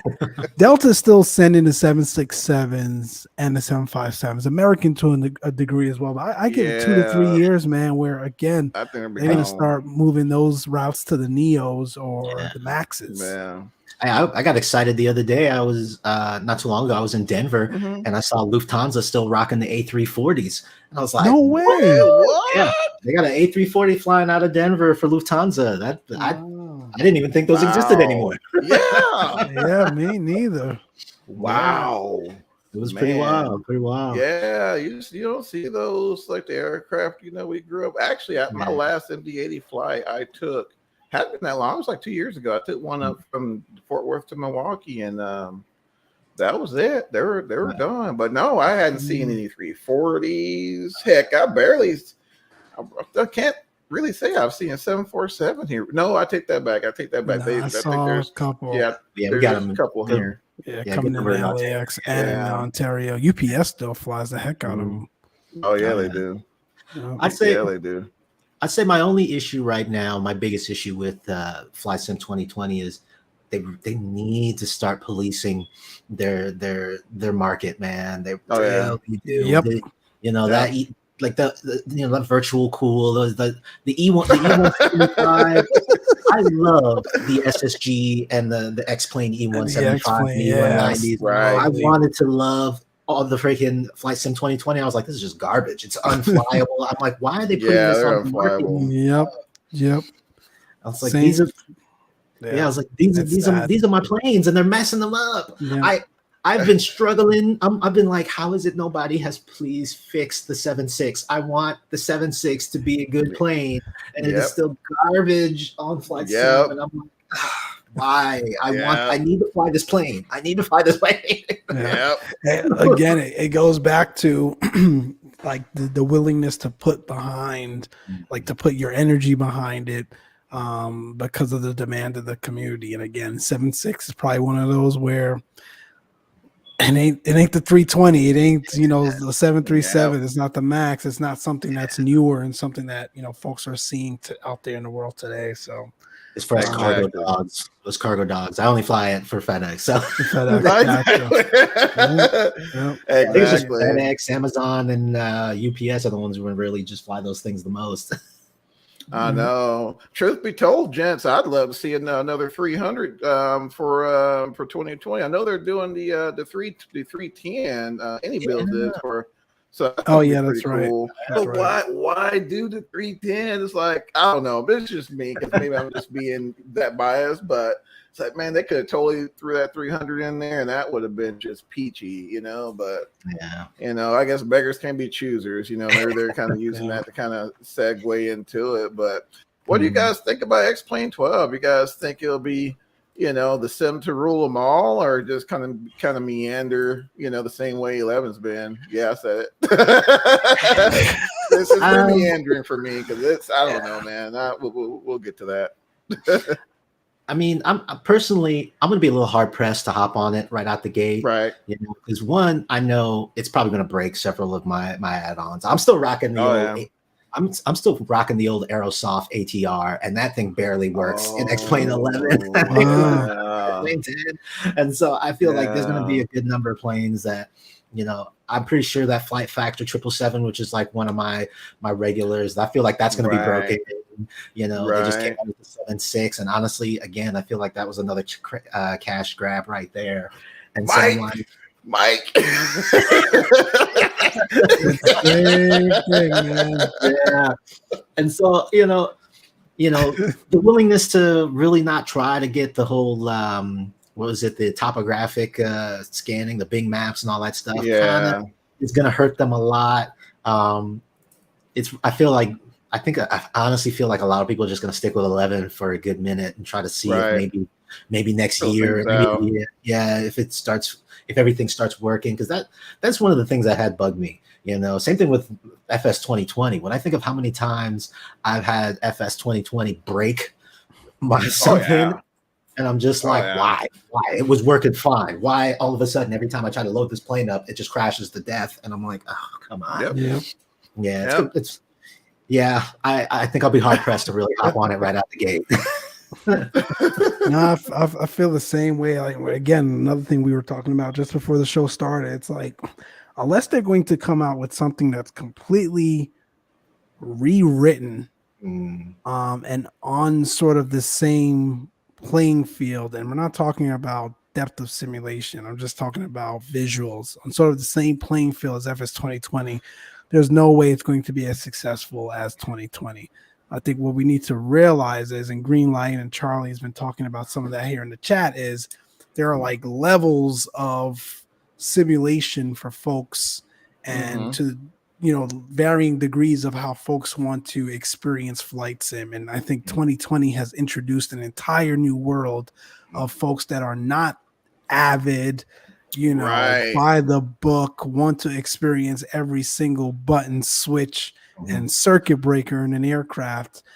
versus, and they're not necessarily on the other extreme of casuals either, right? I think there's somewhere, in between all of that.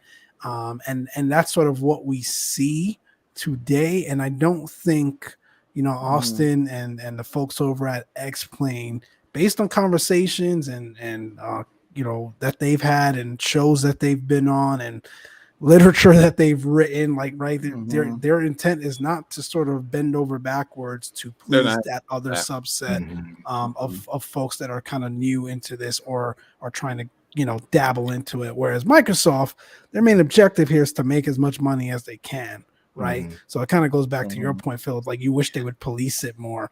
It's like to a degree they don't care, as long as they're taking a subset of those profits from whoever else is throwing that crap up on the marketplace. They don't care. And it's sad. I think they need to revisit that, but like it just goes to show you, like, there's pros and cons to both the approach that Microsoft is going, as well as what X-Plane is doing. So I don't know. I think maybe I'll get it eventually.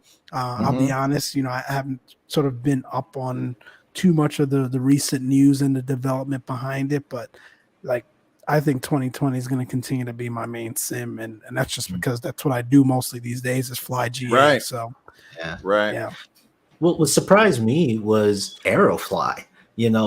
I had I had the last Aerofly, and I know it wasn't perfect. That for me, a systems guy, like I need every button and switch to work. I wanted it to go flows. It wasn't perfect, but for a limited area, I think they mostly covered just like parts of Southern California and stuff like that. And I think they also did a little bit in the East Coast. It actually wasn't bad. They had some pretty good ortho scenery. The planes were a little floaty, but they really tried hard. I was actually surprised that they came out with the new one, the new Aerofly. And I'm almost curious to see what they were doing, if they expanded to larger areas or what. But yeah, I think if you guys get a chance, try the bait. I gotta check it out. Like I said, it's not perfect. It's not. I wouldn't put it on any level of they're trying to simulate physics. They're trying to simulate, the one-to-one world of button switches. But it's a nice little inexpensive chant. They also have the ortho scenery. I think for them, they realized that one of their biggest things was to really dumb down a lot of the complexity of their scenery. Sure. So you're not going to get all those 100 buildings all over the place, but the scenery still looks pretty good, and the planes actually are pretty decent when it comes to the graphics. Yeah, and it's probably one of the best VR flight sims out there. Yeah, if you're really like. I've seen like the ads and stuff for it, but I've never taken it serious. I'm gonna take a look at it. One of the smoothest running sims I've ever had in VR, because I'm a big VR junkie, has been actually Aerofly. Microsoft, I still get some glitches, some artifacting and some weirdness. X-Plane is pretty good, but X-Plane is a power hog. X-Plane somehow is just so unoptimized that if you try to do something in VR, you got to have a beefy system. Otherwise, it is just a slog on your system. Man. Yep. I've always had that too, man. I try to run like things like enhanced skyscapes and some of that other stuff, man. And I'm on VATSIM all the time, right? If you can't maintain 20 FPS, like your host. And I'm not running a slouch of a computer, man. I got 1080 Ti. It's not the newest and latest graphics card, but it's not a slouch either, man. I can barely. I'm also running 4K, so that's probably has something to do with it. But I could barely maintain, some of the add-ons that you throw at X-Plane. It's just it barely keeps up. And again, like it goes back to I've got to see what they're doing in X-Plane 12 to optimize some of that experience. Part of the reason why, stuff is so bogged down today is because he refuses, and I shouldn't say the company refuses to sort of enhance some of the more visually appealing concepts of a flight sim, like clouds and just overall atmospheric conditions. The fact that I have to sort of go get an add-on to introduce snow or seasons or like kind of, in 2020, I'm sorry, in 2022, it's kind of absurd. So I've got to see some of that stuff, from X-Plane 12 to make me even really consider, buying it and treating it and managing yet another sim. So we'll see. Right. Yeah, I've been kind of following it a little bit. It seems as if, I will say this, I'm not going to say that, they've completely turned things around, but it seems as if, Greenlight brought up a good point as well. There's another Ben has been, and I've looked at few screenshots. I'll say it is an improvement over 11. I'm not going to say that, it's totally better than 2020, but it is a huge improvement on over 11. And for me, that's really, the biggest thing I was looking for, because the physics are there. The guy has the math, they're there. But seasons, I think they've, actually, I need to go back and read. They had a big interview yesterday.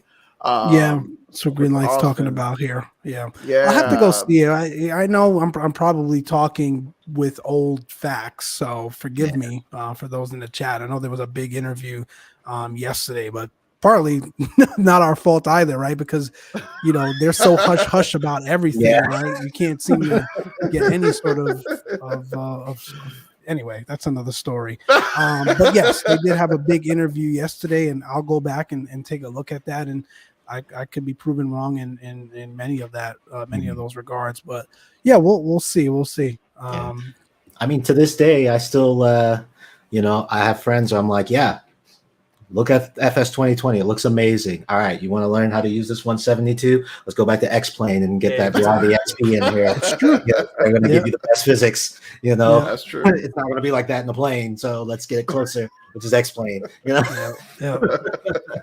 Indeed. James H mentioned something interesting. P3D doesn't offer anything meaningful MFS Rexon Flight Sim can't offer in terms of real life learning, other than some add-ons which haven't made it yet. Yeah, I know that's another one like we kind of don't talk about a lot. It's usually like X-Plane versus FS 2020 versus X-Plane. Like a lot of folks don't even introduce the P3D conversation, and it's unfortunate, but it is an older sim. It is based on FSX code, so I get it. But man, you've got some incredible add-ons in there, like your GSX and your FS Labs, and I can't wait for those things to come over to 2020, because it's really going to make that sim truly tie it all together. Its capabilities and tie it all together. Yep. I mean, until PMDG came out for 2020, I was always jealous just of the visuals of the 7.3 on P3D. I was just like, oh God, I love the Zebo, but man, it just looks so much cleaner and crisper. And to this day, I'm still peeved that there's a company that has a 717. I think is it TSI or TDI? TFDI. Yeah, TFDI. I want the 717, man. Want it. Yeah, we actually had them on. We actually had them on back in February. Yeah, and I think they're hard at work. Things in the works. Oh yeah. They're MD11. I'll leave it at that. It's gonna be nice. Yeah, I'm looking forward to the 7.5. I'm looking forward to the 7.6. I will admit though, I don't know if it's just me, but I think people stop talking about it. Am I the only one that has had a broken 787 since day one? Like I cannot get in 2020? Yeah, in 2020. Oh no, this is the worst plane in the sim. I don't know. The longitude took the cake for a while, but we have a mod for it now, thankfully, and have had it for a year and a half now. But no one has. Oh, I think Salty came out with a mod for the 787. But to your point, the default 787. If you compared all the default aircrafts in the sim today, to this day, the 787 is the worst one in there, man. It's terrible. I will literally have flights where I'll come back and it'll be doing circles, and I'm like, what's going on with this thing? It's like it's been a year. How did they not fix their basic default? It's unfortunate too, man, because like I have like a craving for heavies sometimes. I don't really have the time to fly those heavy routes as much as I used to. But P3D, oh my gosh, man, I was sending the Queen, the Dreamliner by Quality Wings, which by the way, I haven't heard news from them. They should have had it in 2020 by now. But what else out there heavy wise in P3D? Like that was my sim, man, for the heavies.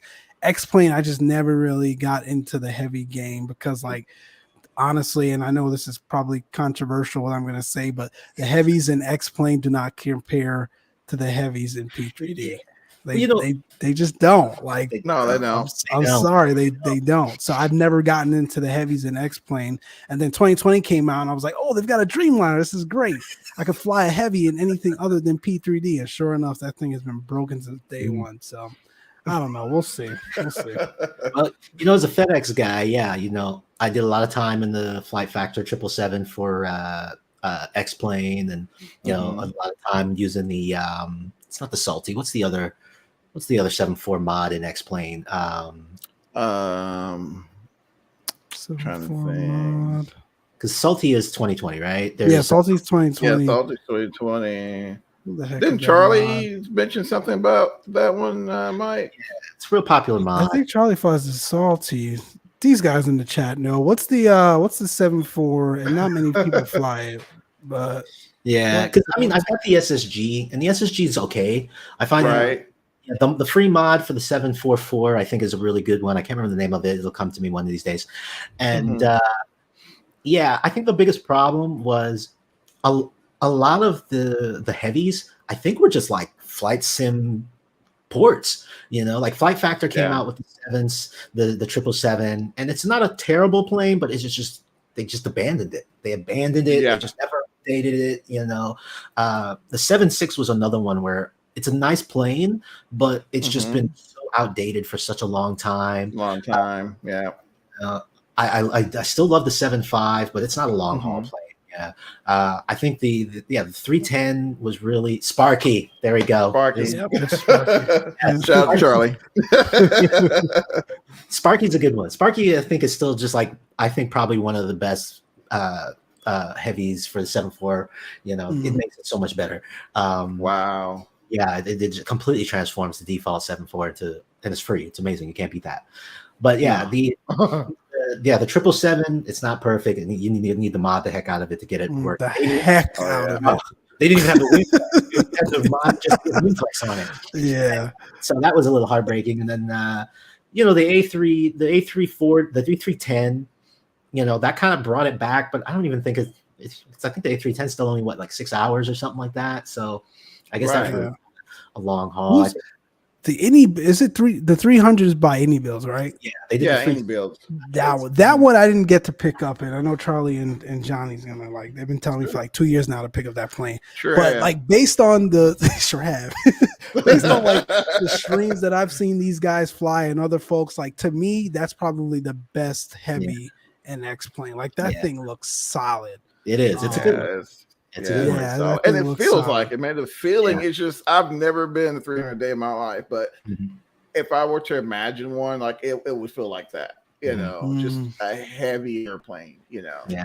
I mean, if they fix some of the autopilot issues with the MD-11, I think it'd be a pretty good heavy as well. Yeah. Okay. Otherwise, the autopilot is just a little funky. Sometimes you'll try to turn in the wrong way, and interesting. So it's man, it's I was tempted to pick up the 7.6 because I had the older one, right? And it's been sitting for a long time, but this Flight Factor kind of, I don't know, man. And the captain Captain Sim came and just broke my heart. Now I'm just like, I'm gonna look at it. I told you that, man. Yeah, I bought the 7.6, and I'm just like, I can't even look at those. Every time I see them, I just so yuck. They I think Salty. We were talking about this before the show too. Salty came out with a mod for their 747 mod. They did some tweaks, and you're able to apply it to Captain Sim's 777. That makes it a little bit more tolerable. Yeah, they fixed the flight. They fixed some of the flight management issues. I mean, it used to be just like with the 7.8, where you couldn't even modify the flight plan mid-flight. Yeah, you would try to modify it, and it would disappear. Your whole flight plan would disappear. The whole thing gone. Wow. You've never tried it? Man, no, because I seen the day when shortly after 2020 came out, everybody was sending a 7.8, and I saw all types of shenanigans, cartwheels. It just would not. It would not airplane. It just would not. I'm not even going to waste my time. So I hadn't even touched that thing. Yeah. I mean, they made a mod for the 777 that made it a little easier to maneuver cheaper and a little easier to work with, and they've definitely fixed a good amount of the FMC. But like with the 7.6, you can't even turn that thing on the ground. You can't taxi it. You try to taxi a little bit. Really? It's just completely controllable. You got to put darn near like 60-70% of power just to get it moving. It's completely busted. I don't understand how these guys continue to get away with releasing product. They do, man, and they've done it for like over a decade. Like, I keep telling people, stop buying it. Stop buying it. No one listens, man. But their GA, Mike, their GA, they do, and that's what really just keeps them, afloat. Like, they'll touch Captain airplanes Sim has no one GA? else, What no one else GA? touches. Weren't Sim? Yeah. Weren't they known for like the FX community, the P3D? Oh, I'm sorry, guys. I'm sorry. I'm thinking about the other C word. I'm thinking Coronado. I'm sorry. No. Yeah, Captain Sim, man. Yeah, I don't know who keeps buying this stuff. Yeah, I heard. I didn't know him because again, I'm an X-Plane guy. Oh, that's right. You came over from I heard they had some okay stuff. Like I think I saw like their 7.3 Classic. I think was supposed to be pretty good. Yeah, I heard it's pretty good. Yeah, Man, I don't know. Call me next time, Philip. I could have filled you in, dude. Like, I'm serious, man. Like, I've not like Captain Sin from day one, for me at least. Like, I've never put out a product worthwhile. Wow. That's just my opinion. But again, I know it's probably an unpopular one because they continue to remain in business, which means somebody's buying it. Somebody's buying it. To me, like it's you're doing a disservice to the community when you have to go buy something and then go mod it. And I don't care that the mod is free. Like, throw that out the window. Sure, you don't have to go in and necessarily buy something, but you still got to go put in time and effort to go mod. Like, it's 2022, and this is why I think 2020 is going to continue to outshine and outrank some of these other older sims, because like that stuff, in my opinion, should be history. Like, we shouldn't have to go and have a product and then have to go, mod it like crazy to get it to be what it should be.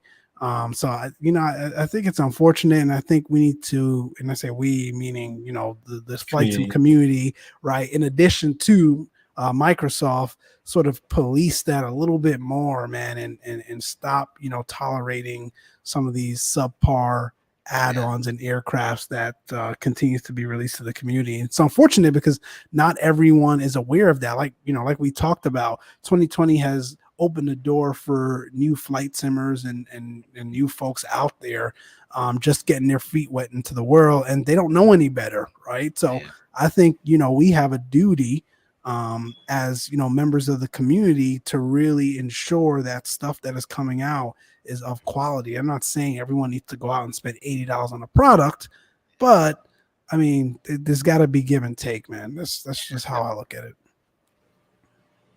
Absolutely. No, I mean, you're 100% right, Mike. You're 100% right. Am I muted? No, we hear you. Shout out to Leon.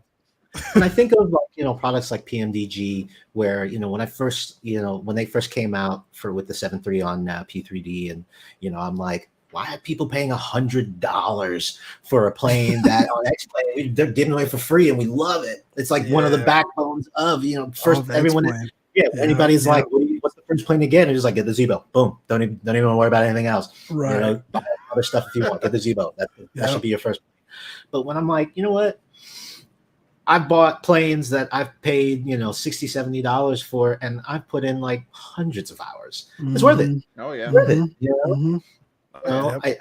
I guess I am almost more concerned about a company that puts out a plane that just doesn't support it anymore than I am now about paying for it. I paid $50. I paid $20 for this plane. And it's like, yeah, it's broken. Yeah, well, it's been a year. They're not fixing it. It's like, that's a good perspective. Yeah, it's not about the initial part of it. Yeah, is the initial upfront cost, but it's like, what kind of support does the developer put behind the product? And listen, man, I give PMDG a hard time, especially lately on this show. So I'll be the first to come out and say that. Hey, hard time, mate. Why? Their stuff is, I give them more of a hard time because of their lack of innovation. But their stuff is quality, man. Like, it's going to get you from point A to point B with 99.9% of the times, no problem. And it's always been that way in FSX, P3D, and now in 2020. There's some quirks that's still working out, but for the most part, that thing is solid. So I've never really looked at a PMDG product and said, man, this is too much. It hurts. Don't get me wrong, it hurts. But it's worth it. They're going to stand behind it. They're going to iterate and continue to make it better. I just wish they were a little bit more on the forefront of innovation and immersion as it relates to their products. But again, I've been on that soapbox enough.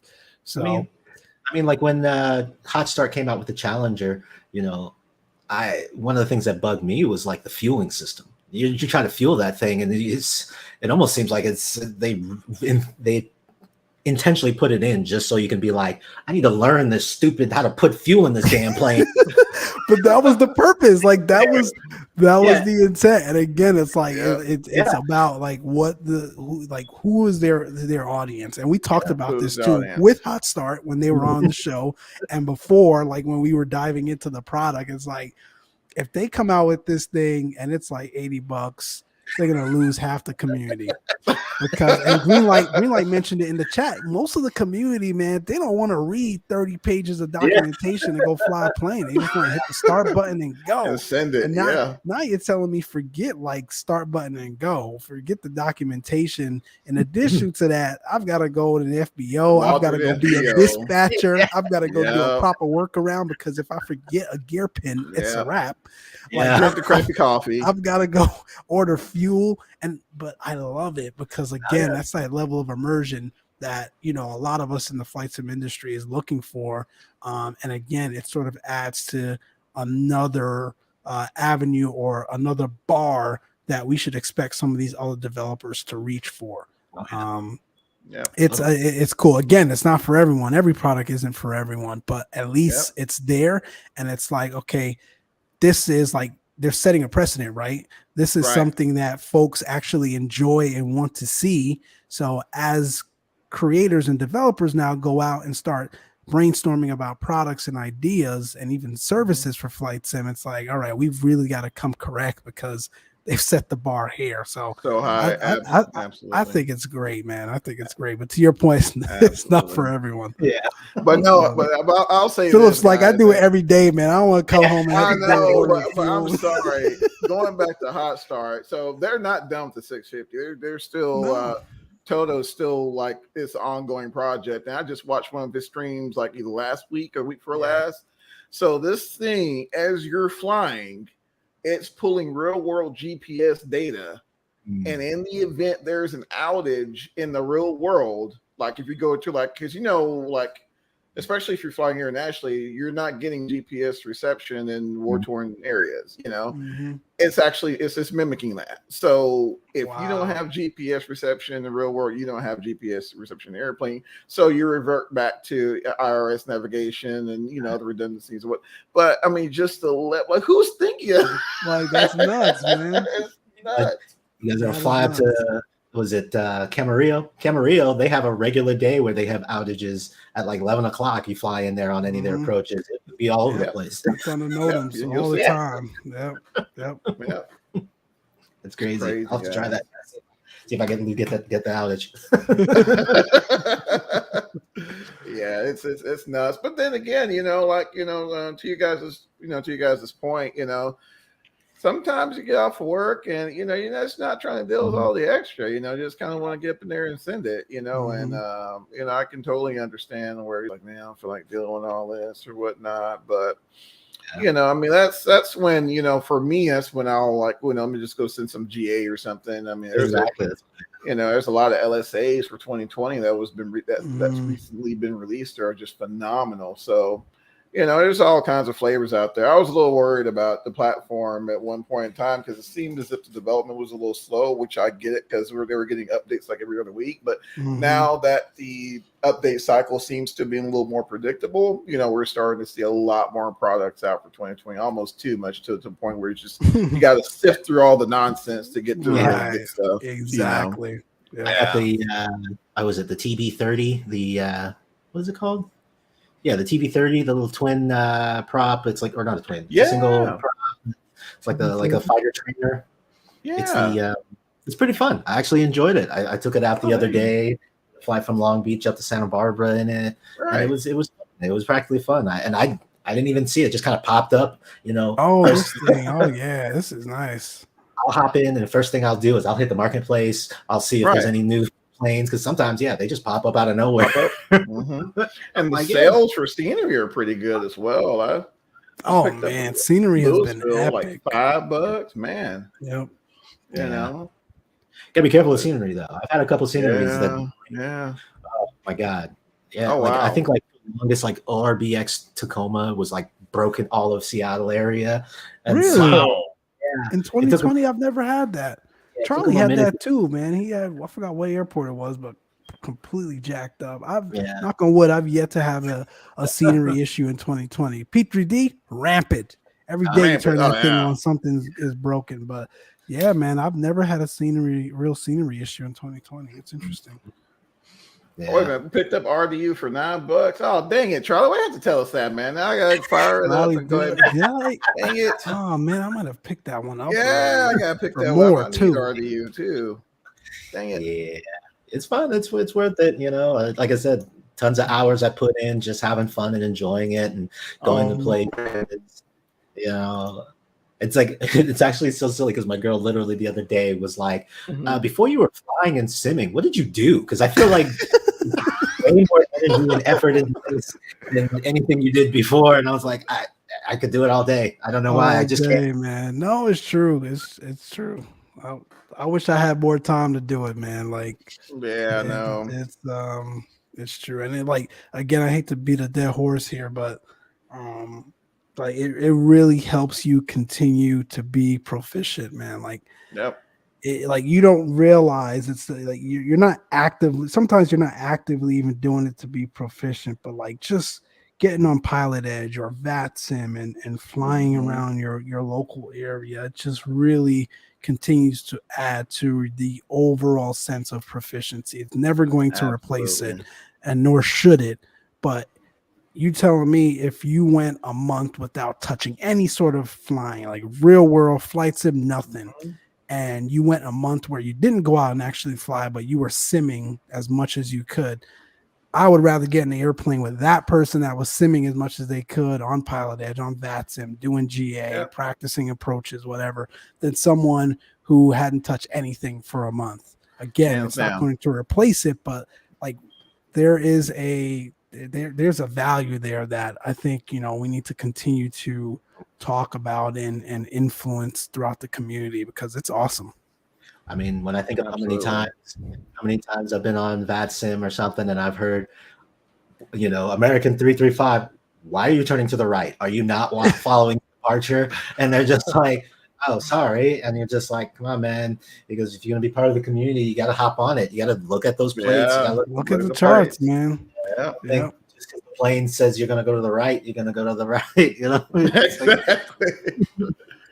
Exactly. But I don't know. Truth be told, I've been in the terminal area around here in DFW, man, and I have heard some shenanigans on it. But I bet it's because I bet those people don't flight sim, and I think Robert said that too. He said, whenever he gets in the plane with, a new first officer or whoever it is, right, he can tell if that person is a flight simmer just by the conversation, obviously the conversations, but just by their demeanor, their actions, the way they fly the plane, he can tell. And it's true, man. Like I've been on the radio with SoCal. I heard people get busted for something that they weren't supposed to be doing around LAX. And without even knowing what procedure they're on, I'm like, yep, I know exactly what he did. And if he was the same all the time, he would have caught that. Pilot Edge would have yelled at him about that, and he would have known not to go do that out there. So like there are these moments and there are these instances where, like, again, I'd rather catch something that I'm doing wrong here in my house in the sim than up there. Then call the number. It builds great practices. One of the things that bugs me a lot is, when people, I wouldn't say they mess up, they neglect those calls. Right. I was with a student, he was working on his IFR. And so he calls in and we were in Van Nuys, and the Van Nuys airport's like, yeah, taxi, I think it was like 26 left or whatever, via Alpha, hold short 26 left, right? And so he goes, Roger. What? And I'm like, Roger. What are you talking about, Roger, bro? And I'm like, you need to do the full read back. That way they understand and you understand, right? And he's like, oh, well, we just don't do, I've never done it. I've been flying with these other guys. They don't do it either. And I was like, I don't know who you've been flying with. And I was like, look, let's listen to the ATIS. And right there on the ATIS, read back all holes, all instructions, all hold short. Yep. Like, dude, we're about to go to another big airport. I was like, I don't know what he's like, you need to read back what they tell you, okay? Yeah. Yeah, a lot of people don't realize that actually holds legal grounds. Like in the event something happens, indeed. And I mean, boom, they go back and pull up the ATIS tapes, and which is why I'm surprised they were getting away with that, because usually ATC would have. Sometimes I think it depends. I think it depends on where you're at too, because I'll hear it here, and sometimes they'll let it slide, especially if you got a lot of guys, they'll they spend a lot of their time in uncontrolled airfields, and they'll come in, here and there and whatnot. You'll hear some shenanigans for sure. We had a guy, man, this was probably my last flight out. Had a guy down there in Mesquite, man, uncontrolled. It was after hours, no calls. We just see landing lights. Wow. We're not calling the short final, nothing. We're just sending it. Boom, That's unfathomable out here, man. Oh yeah, man. Except French Valley, Phillip. You probably know F-70, man. That can get wild too. Yeah, that's for sure. It's gotten so bad. I've had to log off sometimes. It's like, man, this is getting crazy. Like nobody's flying there. Nobody's flying the instructions. It's just it's not working. But Pilot Edge, that's when Pilot Edge works out pretty good. I hadn't had the opportunity to slide in the Pilot Edge much. I know Mike has, but I love Pilot Edge, man. Since they won't come to Texas. Yeah, I mean that's the one thing that kept me off of it for a bit. I was doing a lot of flying at other places. I do like that they have that that solid coverage on the West Coast. Oh yeah. They could start branching out a little more than maybe I'd consider it, just to get that constant coverage. Absolutely. Yeah, I think the key there also with Pilot Edge, I know we're like 2 hours in, so respectful of people's time. But I think the other thing with Pilot Edge is like, it's nice to fly in your home area and get that coverage and that familiarity. But like a lot of the times too, there are folks that are out there in sort of less busier airspaces where maybe they just have a Delta, right? And go from a Delta to a Delta. They don't really have experience with the Charlie, and certainly not a Bravo.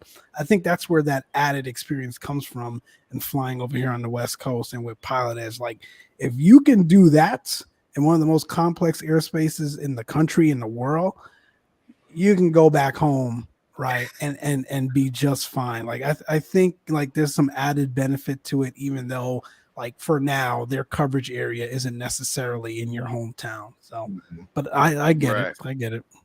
I will admit though, just like with Pilot Edge, have you guys ever looked at the virtual militaries off of like VATSIM?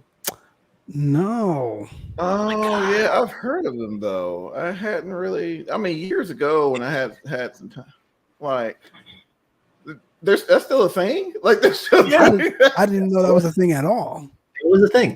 For a bit, I was in the virtual Air Force, but I had to drop it because it was just so intense.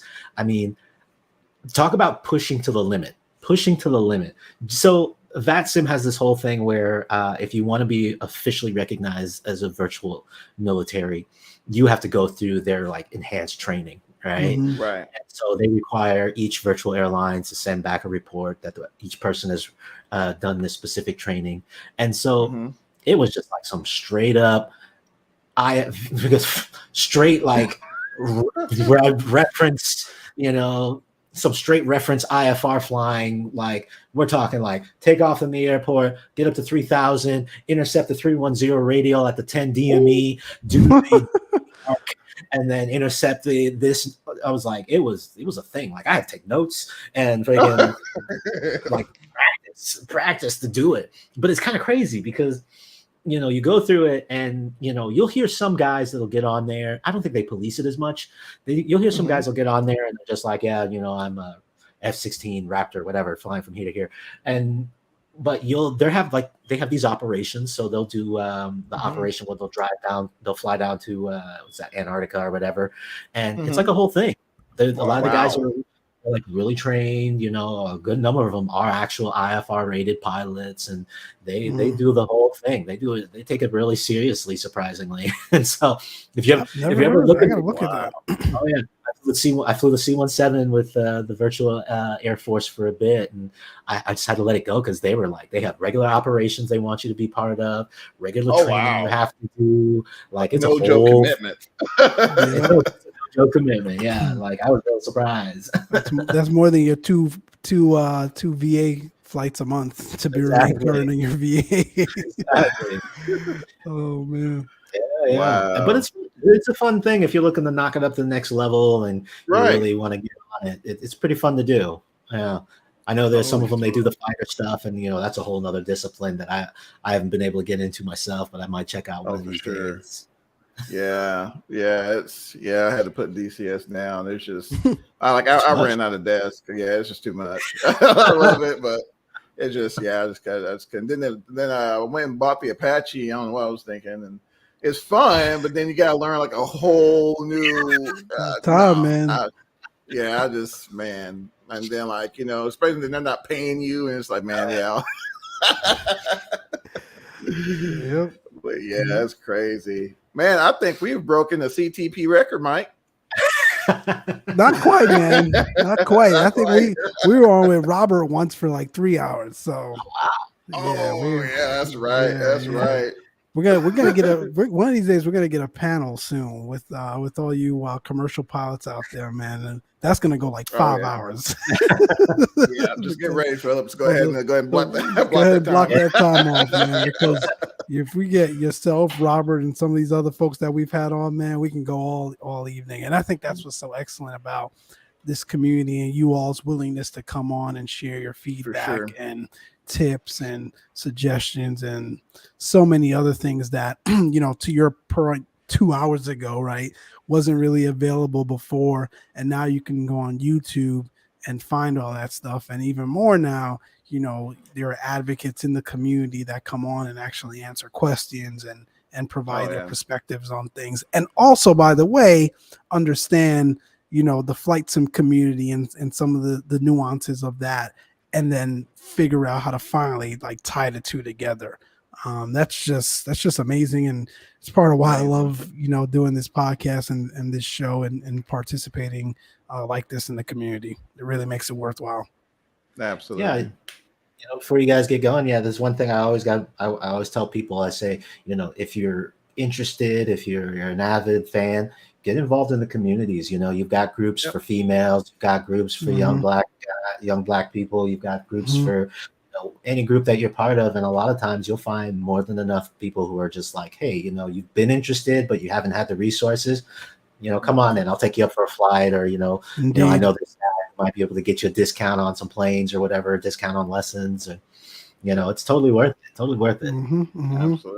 Do it. Get in there, get that commercial. I know. Things I was talking about. I did a little video. I don't know if you guys saw the 5 best and worst things about being a new commercial pilot. Yes. Craziest things right now. And I was telling my friends, I was like, right now, the transition from the pays, and I mean, no job do I know where literally you could talk to somebody 6 months ago and they'd be like, yeah, I was making 20 grand. Now I make 60 grand. Yep. Right. This is it. That's true. This is it. Where like next year, if I'm making less than 100 grand, I'm messing up, Exactly. Right. And what Robert says, well, I mean, now's a really good time, really good time for the industry. So, if you got any sort of aspirations at all, go get out there and get it. Get out there and get it for sure. Yeah, my company, it used to be, they had a lot of old guys that were sticking around and it was hard to get in.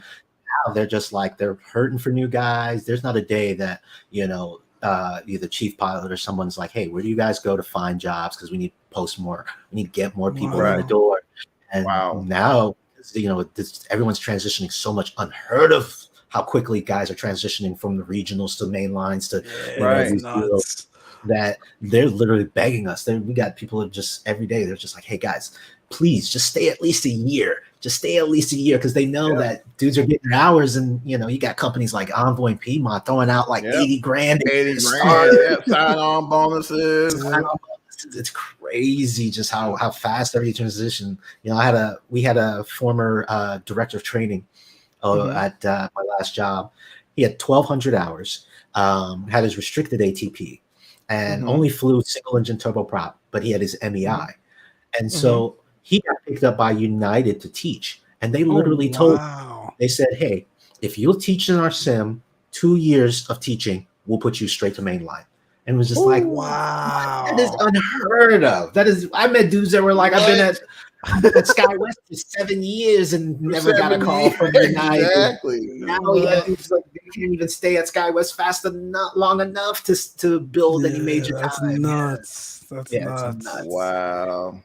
It is crazy. Yeah. Again, guys and gals, if you're definitely looking to get in the industry, I mean, just now's the time.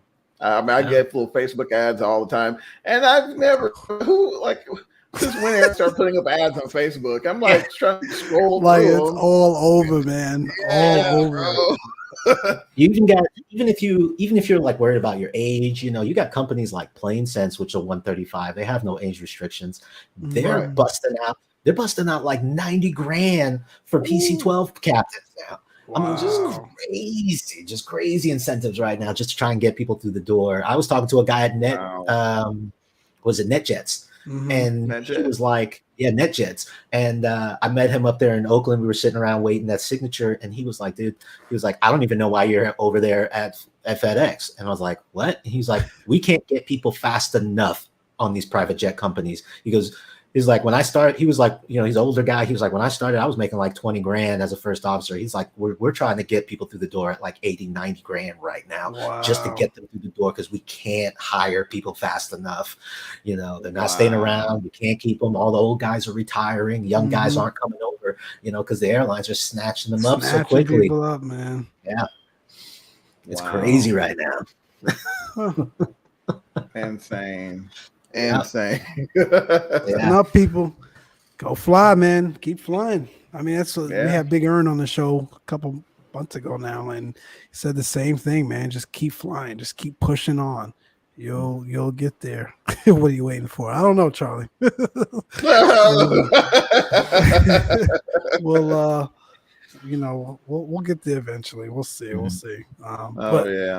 Phillip, man, this has been outstanding. Again, thanks for your time. Stick around when we're off here. We'll chat and debrief and all that good stuff. Johnny, though, anything you want to close us out with, man? Anything you got to say to the folks?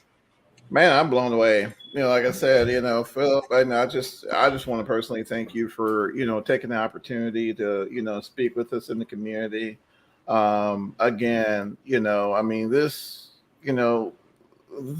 was unheard of some years ago, and we'll definitely post your YouTube channel down on the description as well. Check them out, guys. I mean, this if you want to know what it was like out there, boom, there you have it. There you have it. So again, from everyone in Close Traffic family, thank you. We're always here. So anytime, you want to put something out, we're your platform. So definitely want to appreciate, definitely want to thank you for that. I got nothing. I mean, other than, trying to figure out when Mike's streaming again. Here we go. I just streamed yesterday, man. Leave me alone. Yeah, that's true. That's true. No, we'll see, man. I'll have some content up soon, man. I got a couple trips planned here, some some flights coming up, so I'll have some YouTube content shortly. But streaming wise, I don't know. We'll see. Yeah, for sure. But yeah, other than that, guys, again, thank you, Mr. Phillip, for all your time, and to you guys out there, thank you guys for watching the live stream. Again, we'll get this process and get it posted up on the all the podcast outlets here shortly. But till then, ladies and gentlemen, take care of yourselves and keep the blue side up. We'll see you. Keep the blue side up. We'll see you. Count us out, Mike.